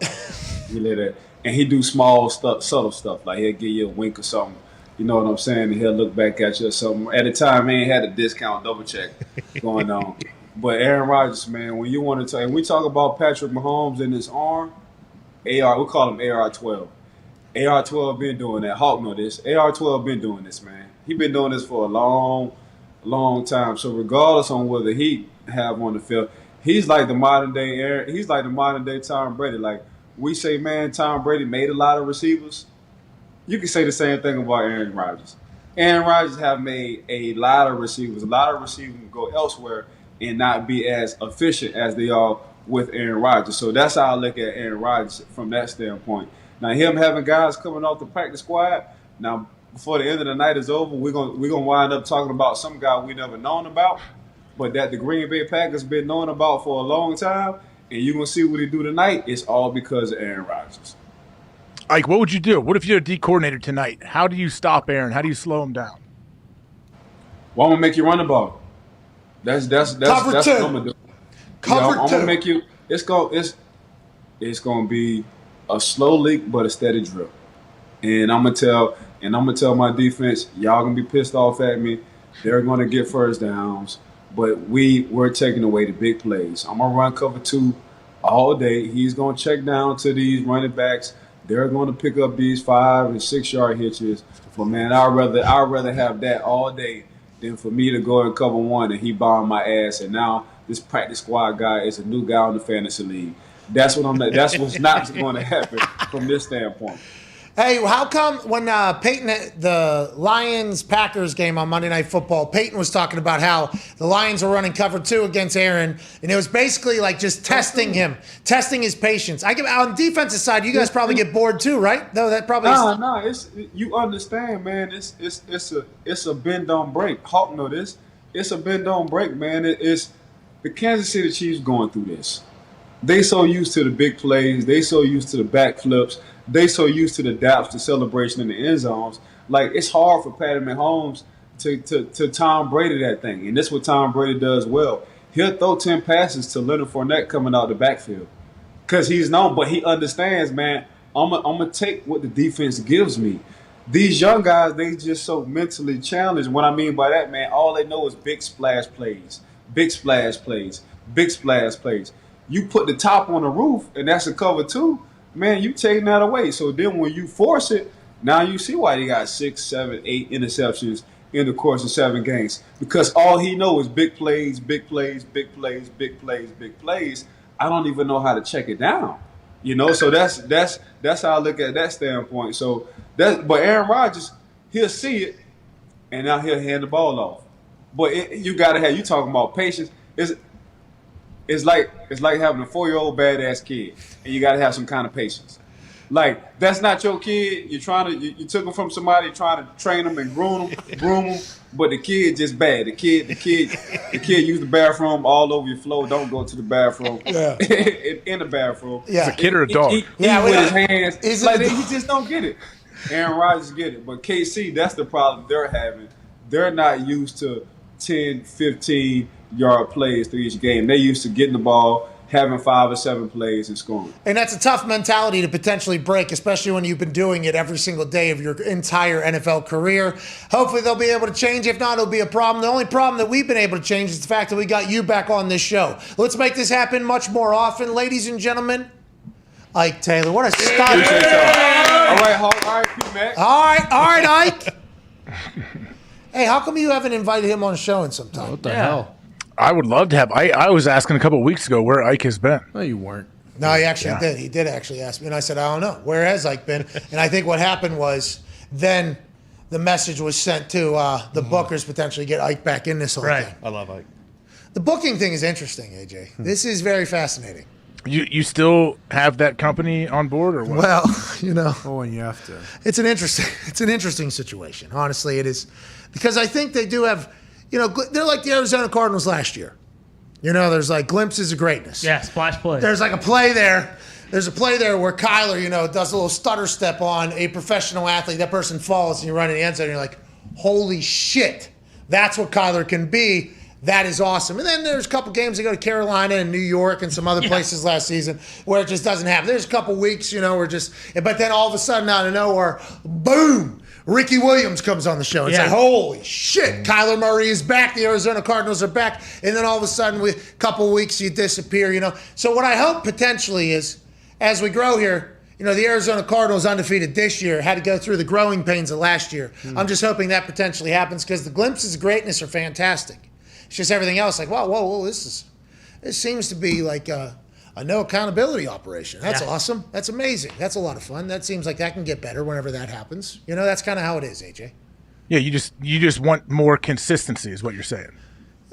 Just people sometimes, too. Yeah. Just somebody, you know. Do they they have to know? Like, do they watch the show? Like, this is a very public thing that you let people know. No, I don't think trying to book people at 5 o'clock on Fridays when he's got SmackDown. They have no idea. Yeah, can we record with somebody like?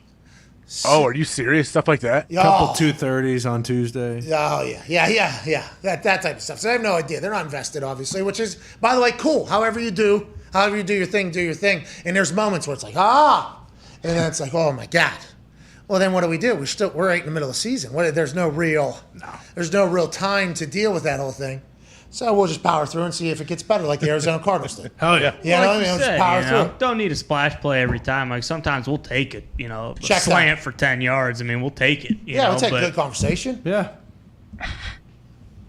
Let's get to a break. We did have Zach Brown band one time. Supposed to come on. The whole band? No, I think just Zach. Actually, I was not fully explained what it was going to be, but I was very excited about it. COVID. He got COVID. Yeah, tough. It was tough. So that's like one of those splash plays, right? Right. Like something like that happens. It's like, oh my God, okay, we're getting a chance to chat with somebody we get a chance to chat with. This is awesome. And all of a sudden, COVID happened. He's out. You know, and then Ricky Williams, incredible. Usain Bolt. Splash play. Incredible. Carly Lloyd, even. Awesome.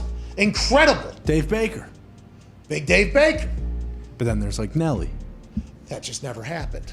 You had Nelly? All the way up until like day, and then, you know, but it's not that. No. It's the days where there is, the weeks where there is nothing. And it's like, what's going, is it that hard to sell? I feel like we have a good time on here. I feel like we have good conversations, AJ. It should be the easiest show ever to sell if they're trying to. People want to come on. No, So- that is not true though. In my experience from this entire process, Where Mike Tomlin? Mike Tomlin coming on was huge. Well- but that was my tactic. Yeah. No, I'm saying, like, if Mike Tomlin was a college coach, he doesn't have to go. We shouldn't have to go recruit. Oh, no. We definitely have to still do that. People hate this show. They probably know nothing about this show. They hate me as well. So we'll have to figure that out as we continue to go on. But I'm thinking maybe Cardinals situation here. You know? Cardinals. I'm thinking what this does, though, there's other people out there that are fans of the show that watch the show that maybe work in that industry that they could step up now. Nobody in that industry is a fan of ours. Yeah, it's impossible. That is That seems weird, I guess. I don't know. No, I've lived it now at this point. A couple different times. It's a lot. It's annoying. I don't want to say it's annoying, but like texting people, hounding them to come on the show is no fun for me. Like I would assume people's publicists and things are reaching out to try to come on the show when they have something that they want to sell, obviously like a book or whatever. Well, if you're anybody's out there, email phil@patmcafeeshow.com. Yes. There you go. Oh boy. There you go. Oh boy. Good luck, Phil. Phil, I apologize. That is PHILL. At Pat McAfee Show. It's 2 L's? 2 L's, yeah. Yep. I've been emailing with Phil a little bit. So you got, I think we probably missed some marketing stuff too because I've told people just Phil with 1 L. You know what I mean? Sure. It's 2 L's. What's he Is he- emailing? So his full name is PHILL? No, obviously. Jesus. Come What on. is- Philip, you when were clown. you? No, his full name is not Phil. Oh. Never know. I don't know what you guys do over there. It is. Only 1 L though. One. I just said 2 L's so people didn't email him, but you go to my Instagram and say email this person, it goes right to Phil. He gets the worst emails of all time. The worst. Because it's my Instagram email is to him. Oh, dude, it is. Good luck, Phil. He has to wade those waters. I feel so bad for old CFO Phil. I couldn't even. If you do end up, obviously don't waste Phil's time. Phil doesn't have a lot of time. He's mayor of the town we grew up in. Right. And he also CFO of this company, backbone to everything we got going on in the real world type situation. But if you do email, send him something nice, because I think he gets a lot of terrible stuff. Good luck. We're back in 4 minutes, hopefully with a brand new guest. The bookers just booked somebody. Yeah. Really? No. We got the phone. We got the phones. 1-833-4 McAfee. Can't wait to chat with you. Wrap up this beautiful risk-free same game Thursday night football. Thursday. We'll see you then.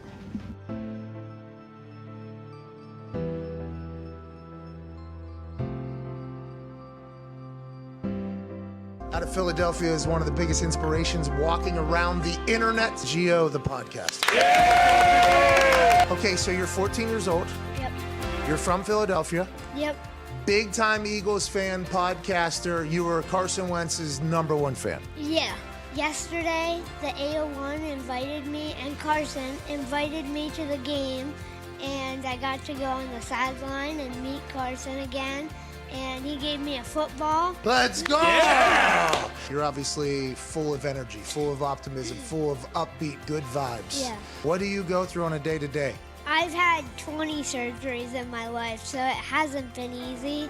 I have a condition called SJS, short Stampel syndrome, and it's basically like muscular dystrophy with dwarfism. My elbows are dislocated. My left hip is dislocated. I had to get my right hip reconstructed. The reason I'm so optimistic is because life is too short to focus on the negativity. What? Go! I'm sorry to hear that you have to be tougher than all of us on the day-to-day, but I am so incredibly thankful that you keep that mindset. How'd you develop love for football? We've always been a football family, but then when I started having surgeries, I started watching football, and then I just kind of fell in love. What does the rest of the season look like for the Indianapolis Colts, you think? Carson's going to keep himself safe out there? Carson's going to have his best NFL season here in Indy. Why is that? He loves it here, and he's having fun. And when Carson Wentz is having fun, he plays his best. Okay, and how about the Philadelphia Eagles? I think they got a little developing to do with Jalen. Are there any players that you'd like to get on your podcast? Brian Dawkins. Oh. Is he your favorite Eagle of all time? Him, Carson, and Zach Ertz are my top three. Oh, Zach Ertz. Damn, I'm so sorry. Yeah. Why is everybody getting traded out that you like? What's the deal? I don't know. You're really, really good at this. What's the name of the podcast? Philly Sports with Giovanni. One last message to somebody out there who maybe doesn't view life the right way, you think? I'd just say find your happiness and find the thing that inspires you, like I found football, and just try to look on the optimistic side.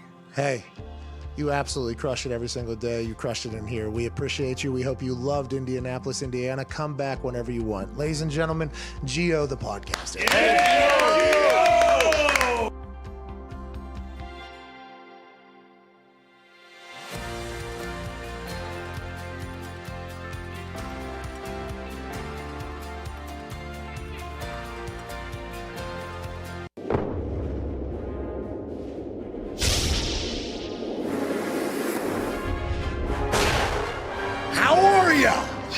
I'm Roman, a men's health brand that can dance very well and make you the best you possible. Are you suffering from male pattern baldness? We got something for that. Herpes.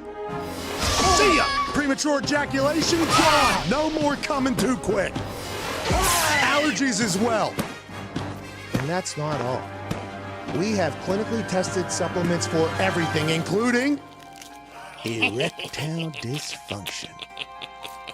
Come on! Bye-bye! GetRoman.com/Pat. Be the best you possible.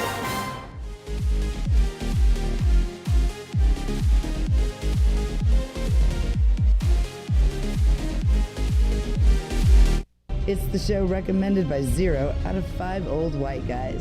It's the Pat McAfee Show. People forget. There's no better feeling than breaking free and going untouched into the end zone. To celebrate National Tight Ends Day, this week's poll was tight ends only. Oh. This poll is a poll that it decides who had the best untouched touchdown of the weekend. Oh, yeah. Previous winners: Aaron Jones, Jonathan Taylor, Tyreek Hill, and numerous others have won a 9,500 soft spa bidet, royalty for your butthole, from Fluid Master, because they had the best untouched touchdown of the weekend as voted on by the poll via Bruce Brown's Twitter account. Oh, yeah. This week's winner in the National Tight Ends Day only poll of the best untouched touchdown is CJ Uzomah! Congrats to big CJ Uzomah. Finally. Good video by the Bengals PR people. By the way. Great video by the Bengals PR people. And congratulations to CJ. He has won a new life for his butthole. He has won high society for his undercarriage. He has won a 9,500 soft spa bidet from Fluid Master. And the fan that tweeted hashtag PMS Untouched and CJ Uzomah that won their own soft spa 9,500 bidet because they picked CJ Uzomah is Tim Kreitz. Wow, At Tim Kreitz. Congrats to you and your butt, sir. If you missed out, enter code PAT4930 for $49.30 off your Soft Spa 9500 bidet at checkout on shop.fluidmaster.com. That's PAT4930 to get a high society butt cleansing like Tim Kreitz just won, CJ Uzama just won, and many others have in the past. Congrats to Tim. Congrats to you. Congrats to us on this beautiful risk-free same-game parlay Thursday Night Football Thursday. AJ. Yeah. Hey, Power rankings came out yesterday, dude. Power rankings. Man, I waited up all night. I had to see these things. Yeah, they came out yesterday. We probably could have talked about it. I know you waited up all night Tuesday night because Wednesdays normally, when Dan Zeus releases his rankings and when ESPN releases their rankings the week to week. And it is now time for us to judge the people judging the NFL teams. The Week 8 NFL Power Rankings are as such. At 10, the Los Angeles Chargers make an appearance in the top 10. Wow. Congrats to them. The Tennessee Titans are at 9. Baltimore Ravens are at 8. Bengals at 7. Cowboys at 6. Bills at 5. Packers at 4. Rams at 3. Buccaneers at 2. And the number 1 team via the ESPN Power Rankings, which consists of 81 writers, media personalities, and notables of the football world, have the Arizona Cardinals. So that means tonight's game, number 1 hosts number 4 in a must-see battle. The Packers have moved up. Other teams have moved down. The Power Rankings are always so chaotic, AJ Hawk. So the power rankings, does this mean right now at this point in the season, the Arizona Cardinals are the best team in the NFL?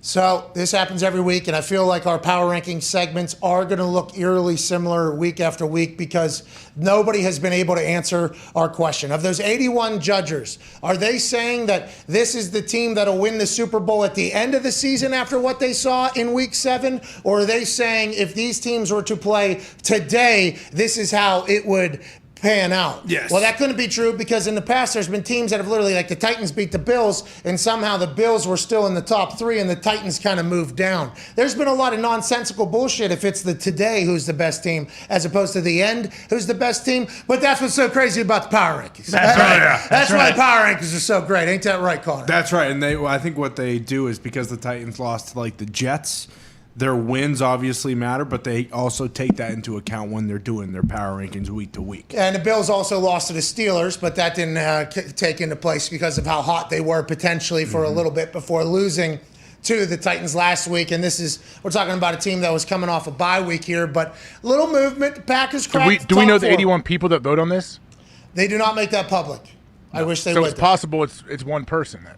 Well, there is a chance that everything we are told wouldn't matter. To me, it'd be fine. If it was one person, I'm fine with it too, because this is all just subjective anyway. So Dan Zeus already does that. Yeah, exactly. And that Cast is Dog. the creme de la creme of power rankings. Yeah, you got Cast Dog. I like Cast Dogs, actually. Well, Cast Dog's not verified, so we don't know if that's him or not. Okay. Okay, so let's make sure we wait to see if Jack in Twitter says that is the actual Cast Dog. He does not have a blue check mark. He doesn't. And by the way, I don't think anybody who maybe won't be impersonated on the internet needs a blue check. There was a lot of blue checks getting handed out to a lot of people that I don't think anybody would ever, misinterpret for potentially somebody else. So, hey, this is that actual person. Cast Dog is going to be impersonated by all the people once he starts building these lists and everything. He deserves it out there.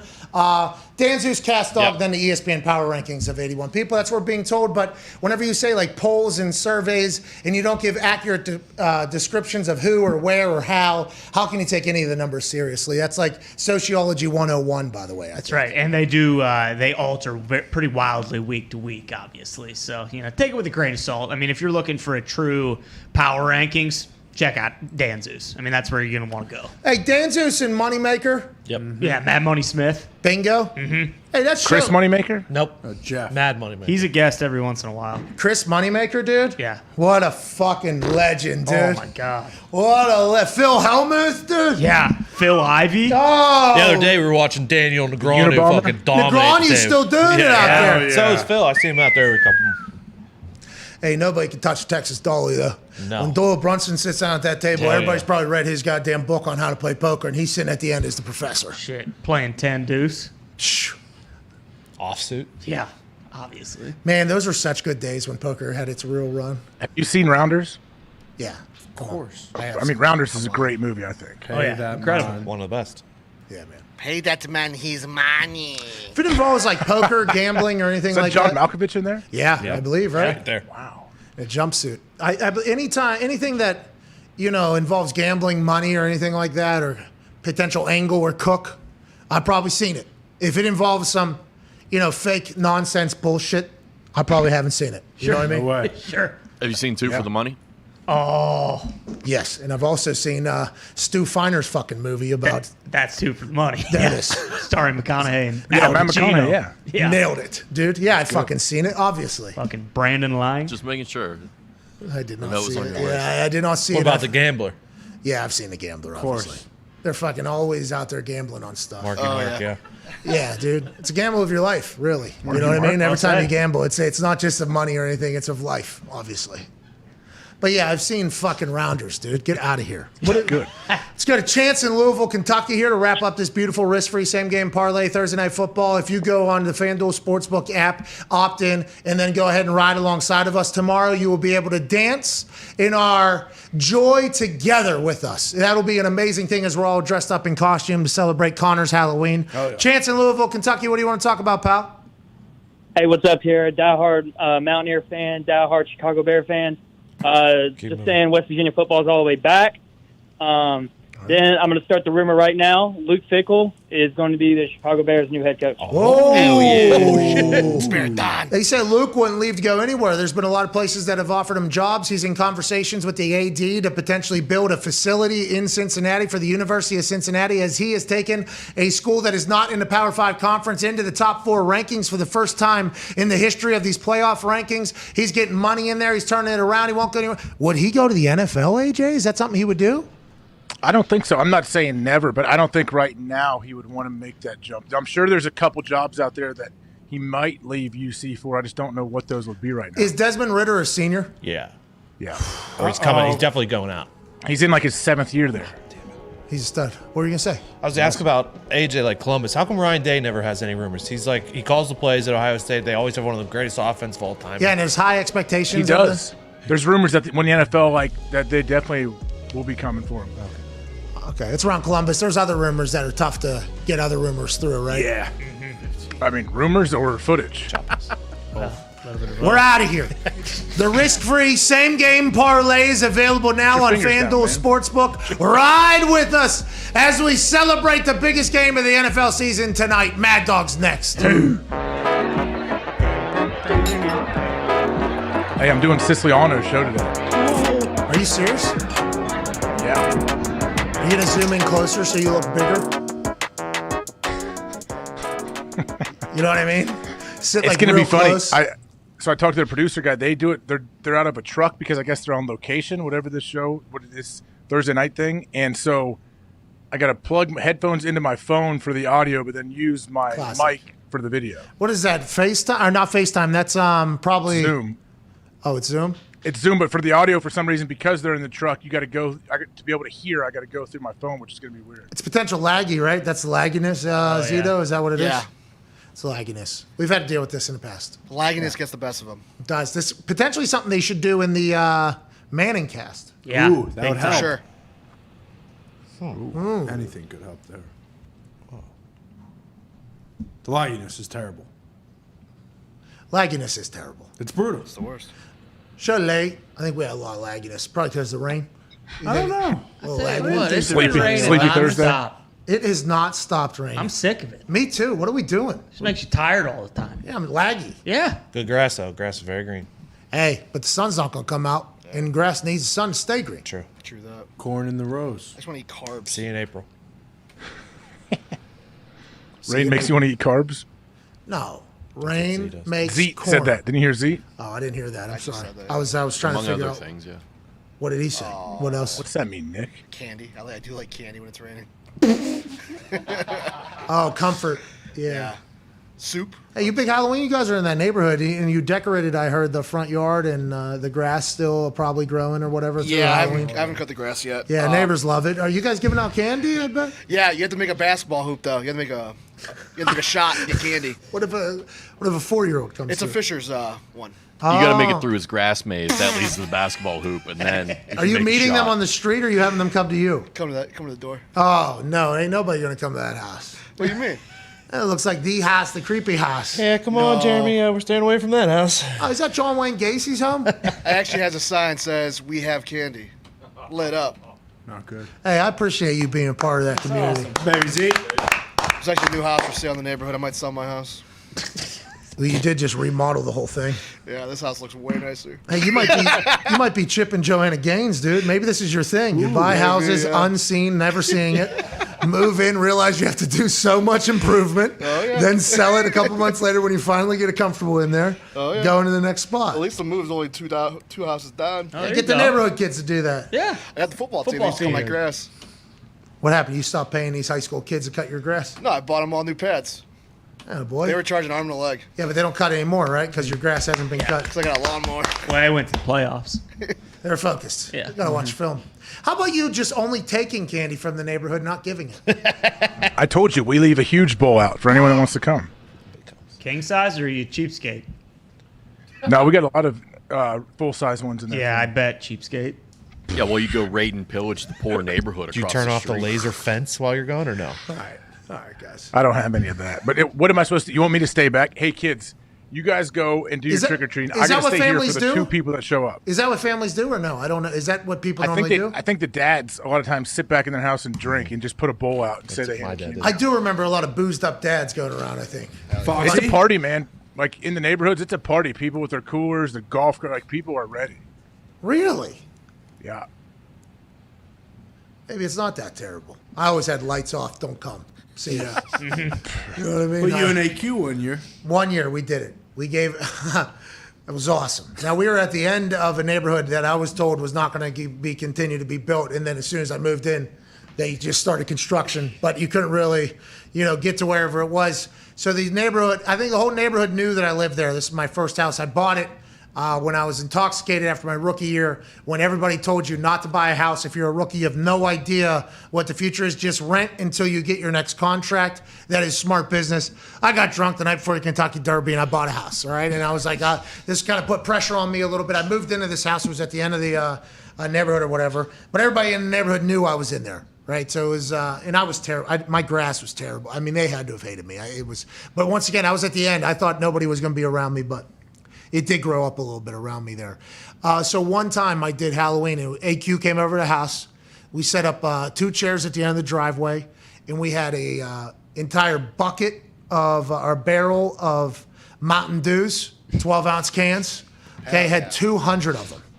So 200 of those. Then all the sugary candy you could potentially have in one potential bucket, and then all king-size chocolates. And since I thought people were going to come, I thought a lot of people were going to, only like 10 kids came. So I unloaded 50 Mountain Dews in these kids' bags. Nice. And the amount of sugar I dumped into the nerds and all that, dumped those in there. And then these kids all got maybe 30 to 40 king size like Reese's and things like that. And the parents were like, thanks, and they just walked away. Kids were pumped though. Kids were fucking pumped. But I guess that was not the most, nice thing to do to the parents, I guess. No, it's great. It's trick or treat. What do they expect? If we heard like there's a house giving out cans of Pepsi or Mountain Dew, we would run 3 miles to that. Sprint to that house. Yeah, that is how we were too. Those kids will be talking about that night on their deathbed. I hope you so. remember For that the kids. fucking Halloween. I hope so. 60 cans of Mountain Dew. Bro, these pillow sacks were just the kids couldn't even hold them. Yeah, anymore. Parents had to hold them. Yeah, it's crazy. I miss those trick or treat days actually as a kid going around. Good times. The Trick or treat's classic, fun, man. Oh, my sister's sick. You get 2 bags. That was always a good little hustle people ran with. Not me, obviously. I would never do that. Never. That's why we're dressing up. Spirit of Halloween. A little nostalgia. Yeah. Like If you don't want to do it though, if you live in a neighborhood and you don't want to hand out candy, like a normal neighborhood, they're ringing the doorbell every 40 seconds. Like you need a bunch of candy. No, you leave the lights off. You're not participating. That's standard. I'm not doing that. No, I'm not doing it. In Green Bay, I realized that we lived in a neighborhood and when one of our kids was too young to even, we went out for like 20 minutes and then came back. The doorbell rang from 6 till after 8 o'clock all night. Like it never stopped. I'm like, man, we started giving away. We had to go find stuff in the pantry and run out. Hey, here's some deli meat. Fucking. This is all we finding got anything. around here. Protein bars. You want a protein bar? Here, Axel, give up some of your protein bars so we can hand these to the neighborhood kids. What a moment in They there. ain't getting the gabagool. No, they ain't getting the gap. Those rich neighborhoods were awesome to go into. Oh yeah. King size bars, one after the other. Because I assume they feel obligated to do so. Have to. Mm-hmm. Because like you're going into some super yuppie neighborhood, I bet across the street or whatever, they feel obligated, I assume, to outdo each other. Yes. Almost, so it becomes like a contest on who gives away the best shit. Is that accurate or no? I mean, I'm sure my kids hope so. That they hope it's a competition because then we know they're going to get better and better candy. Hey, did you ever stop by that weirdo's house? I don't know if it was in our neighborhood or a neighborhood around us. Who like Jared? They made. Now this is in Pittsburgh. This is when we were kids in Holiday Park. They made it like a haunted house, and you actually went into the house. Oh yeah. No, I don't think I was allowed in that one. That's scary. I did that. I took a trip in there one time. We had one of those in Chicago. Yeah. And then He changed his house. Like the parents are in the back, like basically in the kitchen. We walked through, and I got to the kitchen, and they were like, "You trick or treat." I'm like, oh, "Okay, yeah." So just as creepy as I thought, but I would like fuck with some of those recently. Yeah. There's one in the Feel like I remember. garage. I've been through one of those. They were. I have sweet. I have been the garage. Those get celebrated sometimes, though. Oh, but yeah. I'm guessing that ain't cool anymore. Not going in the house. Well, that's what I was about to say. Those got celebrated with the humans walking around trick or Like treating. the front yard, like the front yard's decorated nice. That gets celebrated, but to go in the house, that makes me think you're just funnel the kids into the basement and then kidnap them. Yeah, so that's potentially, I think, Ohio. what the conversation was. That's why I had to go in one time just to see what it was like. I got to see if I make it out alive or whatever. I did. Yeah, like the parents, I'll walk with my young ones and stand at the the sidewalk and yell at my kids, make sure you say thank you. That's what I do all night. And so if my kids, if they were like, hey, come on in, we got a haunted house, I would be like, yeah, Axel, you know what to do. Let's get out of here. Hey, Axel's going to punch him in the butt cheeks and then say no, thank you, which is a fantastic trait. You gotta steal your candy though as you run away though. Steal their candy. I just yell and say thank you the whole time. In Pittsburgh, I mean, trick or treating. Now I'm thinking about it. Fucking nightmare, dude. I was thinking about what. I mean, you were at the top of the hill, I guess, so it was a good time for you. You had to get back up there, though. But for us, I mean, I'm walking uphill. How much time is it? Just like a 2 hour? Is there a time frame? 2 hours. 2 hours. 2, 3, Yeah, 7 to better 10. not, no, it's not 3. You were in a choose bad your route spot. carefully. Bad spot. I was in a bad spot. We had to travel very far for the king size candy bars, and those voyages were tough terrain. I just stayed at the top of the hill. Tracks. Top of the hill was nice up there. It was a good spot, but you lost 7,000 calories getting up there. You needed 2 king size bars to get up there. What is your hilly area? Easy area. It's not completely flat, but there's definitely some Halloween long was sweet. extended Awesome. incline. Halloween was in his sweet still. I'm happy we're doing it tomorrow. Good call. Let's go. It's the build up. It's the build up for kids. They get to do stuff at school. They get to do tomorrow. My kids have something at school, a trunk or treat where parents drive and put stuff in their trunk of their cars, and they walk around and do another trick or treat situation. Oh, what are you putting in the trunk, dude? Kids? I don't know. We got some candy, yeah. Was that today or tomorrow? That's tomorrow. So it's like the kids get to sit there and trick or treat tonight, and then they know tomorrow they actually have a half day of school, and they end it with that trunk or treat. So I'm like, this is a great weekend. See, this is the spoiled life that if I am lucky enough to have a kid, he's probably going to live too. And I just want to tell him, like, this ain't real life, dude. Like, this ain't what trick or treat. I think most people in most demos go trick or treating. Yeah, but then the follow-up trunk or treat. Trunk or treat and a half day on top of Trunk or it? treat, half day, and everybody in the school, by the way, has king-size candy bars. So you're hitting 2 neighborhoods. You're hitting 2 neighborhoods in less than 12 hours. What a dream. Yeah, no kidding. Yeah, we didn't get all that. We just egged a house or two. Yeah, gritty Halloween. I was a part of the situation that could have been felonious if it would have ended up working out, and I'm happy it did not. Egging some cars. There was some... I mean, obviously, the egging of the cars happens. Tomatoing of the cars happened. I mean, there was a lot that had happened in that entire thing. And snowballs, obviously, if that's around, good luck driving through Murderer's Row, which is my street at night whenever there was...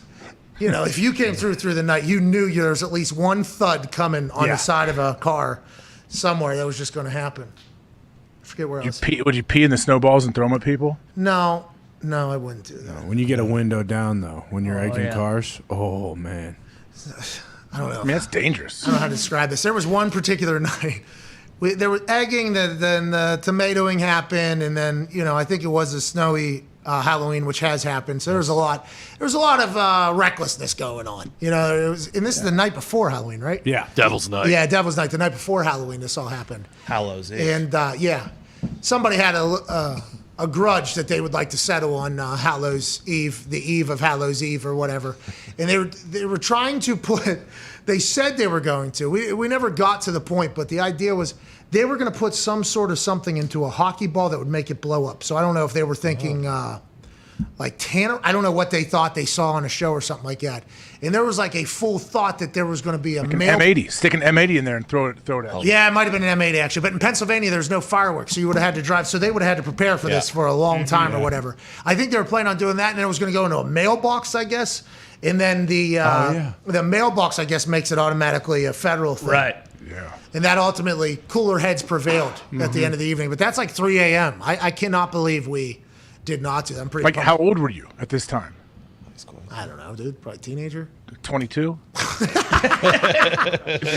No. I think by the time I was 22, maybe fireworks were legalized over there in Pennsylvania. That used to be an entire thing. Big Frank sat out all night on the front porch with a pellet gun and a cold beer. So you ain't coming near his house on Devil's Night. Our area, as you could have probably expected, Devil's Night was a very active. A lot of hijinks. That was an active night. That was an active night. Toilet paper, eggs. I mean, what a place. I'm lucky I grew up there. A lot of other people were probably unlucky that I grew up there, because I had a pretty good arm and good aim. Just thinking about driving through that neighborhood now with somebody blowing up the side of my car with a fucking egg, I would be so mad. Yes. I would have been so yeah. mad. But if that person gets out, oh my God, the onslaught that's coming. Yeah, you just drill them. Oh, you better have a helmet, dude. Yeah. Oh, what a terrible. We were bad. We were terrible kids. But that's why we need to have Halloween in a good way to celebrate it. That's right. What are you making? Is Diggs making a big hairy buff in the bathtub? What's that mean? What the hell is a hairy buff? You guys never had hairy buffalo? No. Hairy Buffalo is Grow up, Connor. basically I'm trying everything. to. Tell me what it's about. Just pour every kind of booze you can have in the bathtub, and you just scoop it up and drink it as you go. So a source just texted me who works in the office who we definitely have to check into a little bit more. I did think see that. We did a background check when this person was hired, but I think we have to do a little bit more. Just texted it in the group. It takes at least 3 M80s to blow up a mailbox. So Who sent that? It was an anonymous. It was an anonymous source. text. I am not. From a grade A clan. Yeah. I can't believe the text came through that quick from Mars, to be honest. The fact that the message got from this show to Mars and already back is a real testament to the people in our tech industry. Good service. Who have done a fantastic job. That's going to be the show today. Everybody, please join us in this risk-free same-game parlay so that tomorrow we can celebrate together. If you're not in a state that has FanDuel yet, know that we're trying to get there. And by we, I mean we are sending texts to FanDuel saying, hey, how come we can't be in fucking Ohio? Yeah. And they're saying, well, there's politics involved in legislature and handshaking and lobbying and everything that has to take place. Just give a little T's and P's for what we got cooking, because it would be fantastic to win one immediately following the one where we got none right. Yeah. This would be a great story. This would be a great night that we'll remember forever as the night that the same game parlay hit and then it never lost again. Oh, yeah. So, AJ, while you're walking around that really expensive neighborhood with all the luxurious humans and yuppies are handing out multiple king-size candy bars to all 10 of your children, we hope that you'll at least give a little, hey, good luck out there, boys. We hope Zach Ertz scores a touchdown. We hope Aaron Rodgers throws for 225, 2 wide receivers that we don't even know exist. We hope Kyler Murray gets loose out there. Aaron Jones needs a tud and needs to run for 40 yards. And also, I want to have Zach Ertz score a touchdown. That's right. Yeah. Why not? That's what we need from you. Is that all right? Yeah, I can do that. I can put that out there. What time is kickoff? 8:13. No, that's Monday. Oh, 8:20. 8:20. Yep. Beautiful. Perfect. That'll be after Trick or Treat? Yep.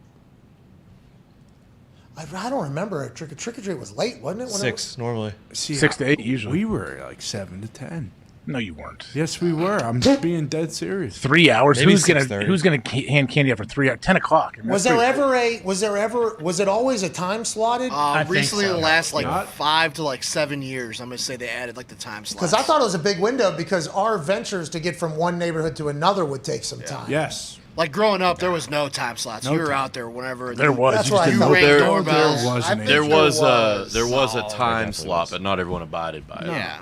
Oh, I agree with that. Yeah, you don't There's no have way to. I around. mean, people can. They can open the door and say, "Oh, it's over." You know, it's 8:30. It's already over. All right, And fuck they're you, still give me gonna keep candy. Yeah, but if the light's on, I mean, that's on them. Turn your light off if you're. If Just you don't think it's give over. me a goddamn apple. People do that? Oh, yeah. Oh, yeah. You catch one of those right back at your You house, then pal. egg their house. Hey, and for watch that out thing. for the dope that's potentially in these candies. That's right. Be careful. Kid's going to be a little sleepy probably. Mm-hmm. Maybe laugh a little bit. Probably a little hungry. It might sound like an anonymous source. That's right. No, but for real, that is something we can't let happen. Can't. Because that's bad for everybody if that starts happening. Ruins Why Halloween. would someone? They wouldn't even if they thought it was funny. They wouldn't be there to laugh at the I person. think Yeah. it's more of like an accidental thing at this point. It almost seems like. Well, I think it's Really? fear mongering at this point. Well, for sure. Mostly. Well, But like, if you were giving that away, you're accidentally doing that. Like the pack looks kind of similar, and it's in a spot where it shouldn't be. And it's a situation where, like AJ said, there's people showing up at his house all the way until 10 o'clock at night, and he didn't have any Exactly. candy, and he had to go in the pantry. So there's some stoner potentially that's like, well, man, I don't want to disappoint you, man. Goes in there and grabs something that potentially isn't exactly what you think it is. right. So that's on a. So maybe think about it. If you're showing up at a house that they don't have candy already available and they're going in to grab something, there's a chance there might be a little dope in there. That's right. Something to remember, AJ. I'm talking to you and all the other parents. We can't thank you enough for joining us. Let's take all of FanDuel's money tonight. This will be a beautiful thing. Shout out to Ricky Williams, by the way. This shirt is very nice. It's got a tag down here. Oh, that's wow. nice. Okay. You see that, AJ? Instead of up in the back. Yeah, it's like a high. It feels good. It fits Yeah. well. Looks good. Yeah, it does. Yeah, Great looks like shirt. it's like soft, nice material. Yeah, it is. I don't wear t-shirts much. You know, normally a tank top type of guy, but this type of material feels good on skin. You know what I mean? Moves with me, not against me. It's not scratchy. Hey, good merch, Rick. Appreciate you, man. And yeah, Rick the Laureate. He's also Rick the Incredible T-shirt maker. Yeah, I think. I know. I'm a big fan. Are you? What are you doing? Ricky Williams is. I'm a giant Ricky fan. Trust me. I'm doing not this? joking. I'm serious. What's this all about? Why is he doing Zito, you were right whenever he came on the call earlier. He said he's glowing in a fashion that looks like he's. I mean, I don't know why you guys are struggling. I am absolutely a Ricky Williams fan. I always have been. Go to hell. Okay, all right, Nothing- all right. I agree. By the way, because there's no reason not to be. So even though it sounded in an interesting Don't fashion, call him that, Diggs. He's No, a good I guy. was talking to you, dude. he wasn't talking about Ricky Williams. We thought you were potentially saying that about Ricky Oh Williams. no, and we're not I'm doing dead serious. I would never say anything bad about Ricky. it. Me neither. I don't think anybody would. We're Nope. big fans. No. Hell yeah. Miami shirts. Dolphins legend.